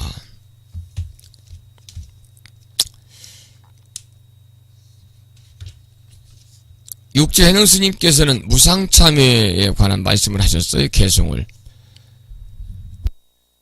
이러한 내용입니다. 너희에게 무상참회를 주어 3세의 죄과를 없애고 몸과 말과 생각의 3가지 업을 청정케 할 것이니 나를 따라 이와 같이 부르라. 제가 순간순간마다 미련하고 어리석은 데에 빠지지 않게 하소서. 이전부터 지어온 나쁜 짓과 미련한 죄를 모두 참여하오니 단번에 소멸하여 다시는 일어나지 않게 하소서. 제가 순간순간마다 교만하고 진실치 못한 데에 물들지 않게 하소서. 이전부터 지어온 나쁜 짓과 교만하고 진실치 못한 죄를 모두 참여하오니 단번에 소멸하여 다시는 일어나지 않게 하소서. 이전부터 지어온 나쁜 짓과 질투한 죄를 모두 참여하오니 단번에 소멸하여 다시는 일어나지 않게 하소서. 이것이 무상참회다. 이렇게 육주해능 스님은 참회에 대해서 많은 가르침을 주셨습니다. 그러면 참회를 하면 어떤 공덕이 있는가? 우리가 업보 차별경이라는 경전에서는 이렇게 말씀하고 계십니다.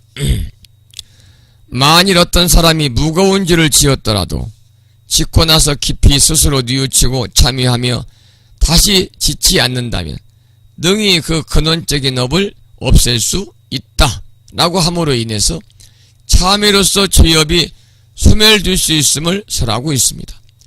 또한 42장경에서는 사람이 많은 헛물이 있으면서도 뉘우치지 않고 그대로 지나간다면 냇물이 바다로 들어가 점점 깊고 넓게 되듯이 죄 또한 무겁게 쌓여간다. 그러나 허물이 있을 때 스스로 그릇된 줄 알고 악을 고쳐 선을 행하면 죄가 저절로 없어질 것이니 병자가 땀을 내고 차차 회복되어 가는 것과 같다라고 했습니다. 그래서 허물이 있을 때 바로 뉘우치고 참회하며 그 악을 고치고 선을 행하면 죄가 소멸된다고 설하고 계십니다. 또 열반경에서도 악을 저질렀다면 바로 이를 고백하며 뉘우치고 부끄러워하여 다시는 그런 악을 저지르지 않도록 주의해야 한다. 탁한 물도 많이 줄을 놓으면 그 힘으로 물이 곧 맑아지고 안개나 구름도 거치면 달이 곧 청명해지듯이 악을 지었더라도 참회하면 이와 같이 사라진다. 비록 죄를 범한 것이 있더라도 참회하여 뉘우치면 깨끗해지기 마련이다라고 함으로 인해서 참회의 공덕을 설하고 있습니다. 선과 귀감에서도 죄가 있으면 바로 참회하고 잘못이 있으면 부끄러워할 줄 아는데 대장부의 기상이 있다. 허물을 고쳐 스스로 새롭게 된다면 그 죄업 또한 마음 따라 사라질 것이라고 했습니다. 이것은 바로 어디에 나와 있느냐? 그 내용이 천수경도 나와 있잖아요. 이상에서와 같이 참회의 공덕은 무량하며 그 어떤 최악의 죄를 지었다 할지라도 마땅히 뉘우치고 참회한다면 그 모든 죄업은 사라지고 그 청정해진 마음으로 수행해 나간다면 마땅히 아라한과를 증득할 수 있으므로 이 앙굴라마라를 우리가 이제 떠올리면 앙굴라마라는 아주 그 스승의 낌에 빠져가지고 999명의 목숨을 죽였던 이 전무후무한 희대의 살인자입니다. 살인마. 그런데 지난 과거의 잘못을 깊이 뉘우치고 참회한 뒤에 부처님께 귀의해서 다시 태어났을 뿐만 아니라 출가 수행해서 결국은 아라한과를 증득한 사람이 바로 앙굴라마라는 희대의 살인마거든요. 그러니까 이런 앙굴라마라의 그 어떤 이 면면을 볼 때 우리가 아무리 큰 잘못을 저질렀다 할지라도 불법 문중에서는 죄의식에 사로잡힐 필요도 없고 또 그 죄업이 발목을 잡아서 인생을 망칠 필요도 없다는 겁니다. 진실된 마음으로 참회할 수만 있다면 그 어떤 죄업도 소멸할 수 있다는 것이 바로 뭐냐면 우리 불법 문중에서 말하는 그러한 참회의 그러한 공덕이다. 이렇게 이제 이해를 하시면 되겠네요. 오늘 참회에 관한 이 내용까지 함께 살펴보았습니다. 다음 시간에는 이제 발원 그리고 회양 공부를 하고요. 그리고 가정에서의 신행과 수행, 그래서 이 교재를 다음 시간까지 해서 모두 마치겠습니다. 다음 시간까지 해서 8월 첫 주까지 해서 교재를 마치고 8월 둘째 주부터는 불교 이해와 신행이라는 교재를 한 권씩 3월 달에 받으셨죠? 그래서 아마 2권을 갖고 계시는데 불교 입문은 다음 시간까지 해서 다음 시간 뒤에 보면은 대한불교 조계종과 종도 여기는 뭐 할 필요가 없으니까요. 다음 시간에는 이 교제를 중심으로 해서 맞춰가지고 다음 시간에 책거리 하겠습니다. 그리고 법군거사님이 저 지병 없습니다. 지병이 없어요. 스님 지병을 어찌하오리까. 저는 지병을 갖고 있지 않습니다. 다만 이제 목을 많이 사용을 해서 이 성대가 이제 목이 부어서 그렇고요. 지병은 없다 그런 말씀을 드립니다. 스님이 지병이 있으면 되겠어요? 지병이 있으면 절에 아무도 안 와요. 병이 온 걸까 봐서. 지병이 없습니다. 저는 목이 좀 불편하다 그런 얘기입니다.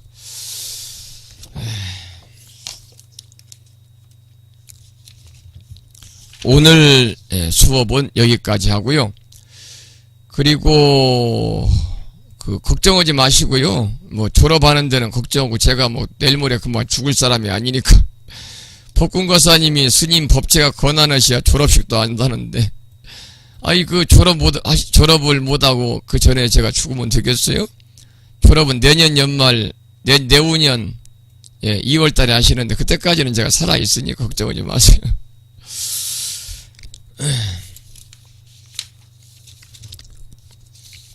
오늘 공부한 내용, 오늘 제가 진도를 조금 빨리 나갔습니다만은, 왜냐면은, 천천히 하면 진도가 너무 늦어가지고요. 늦어서, 지금, 교재가 사실은 지금 이 불교 입문이 6월달 정도에 끝났어야 됩니다.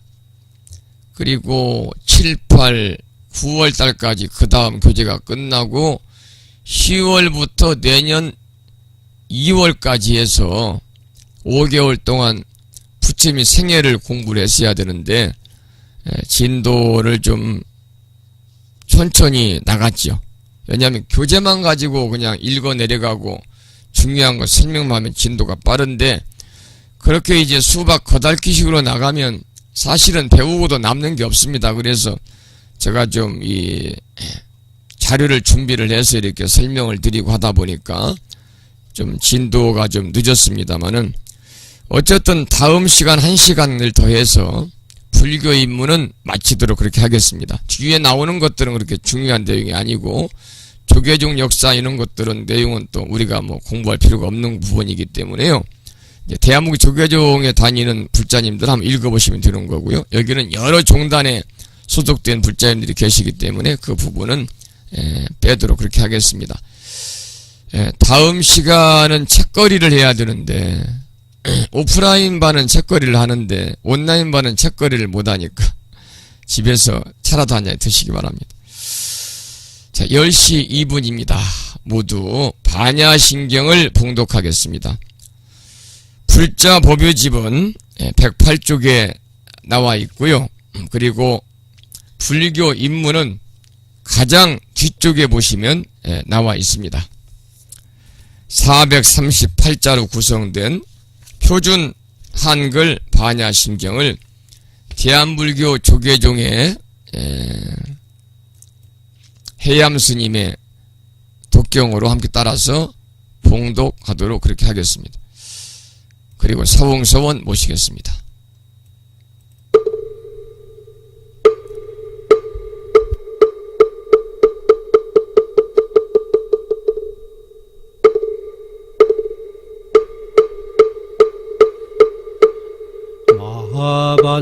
반야바라밀다 신경반자재보살이 깊은 반야바라밀다를 행할 때 오니 공한 것을 비추어 보고 온갖 고통에서 건지느니라. 사리자여, 색이공과 다르지 않고 공이 색과 다르지 않으며 색이고 공이요 공이고 색이니 수상행식도 그러하니라. 사리자여, 모든 법은 공하여 나지도 멸하지도 않으며 더럽지도 깨끗하지도 않으며 늘지도 줄지도 않느니라. 그러므로 곧 가운데는 색이 없고 수상행식도 없으며 안이비설신의도 없고 색성향미촉법도 없으며 눈의 경계도 의식의 경계까지도 없고 무명도 무명이담까지도 없으며 늙고 죽음도 늙고 죽음이 다함까지도 없고 고진열도도 없으며 지혜도 듬도 없느니라.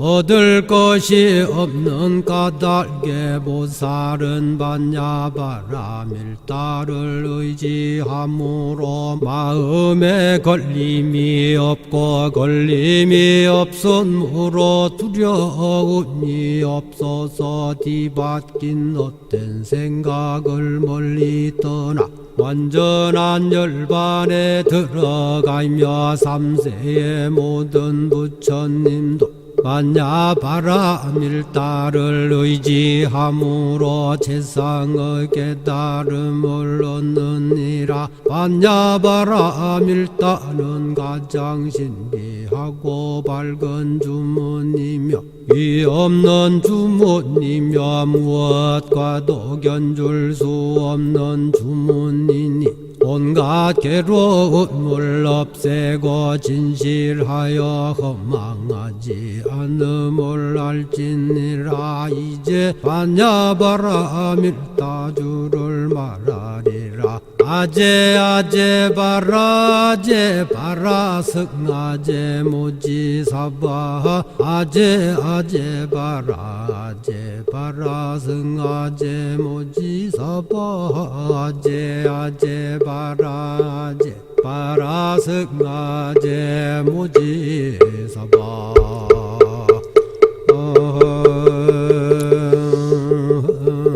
다음에는 사홍서원 모시겠습니다.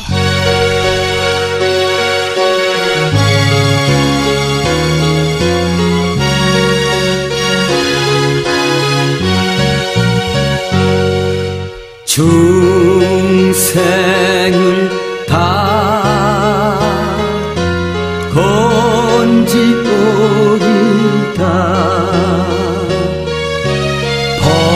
번뇌를 다 끊어오리다. 법문을 다 배우오리다. 불도를 다 이루오리다.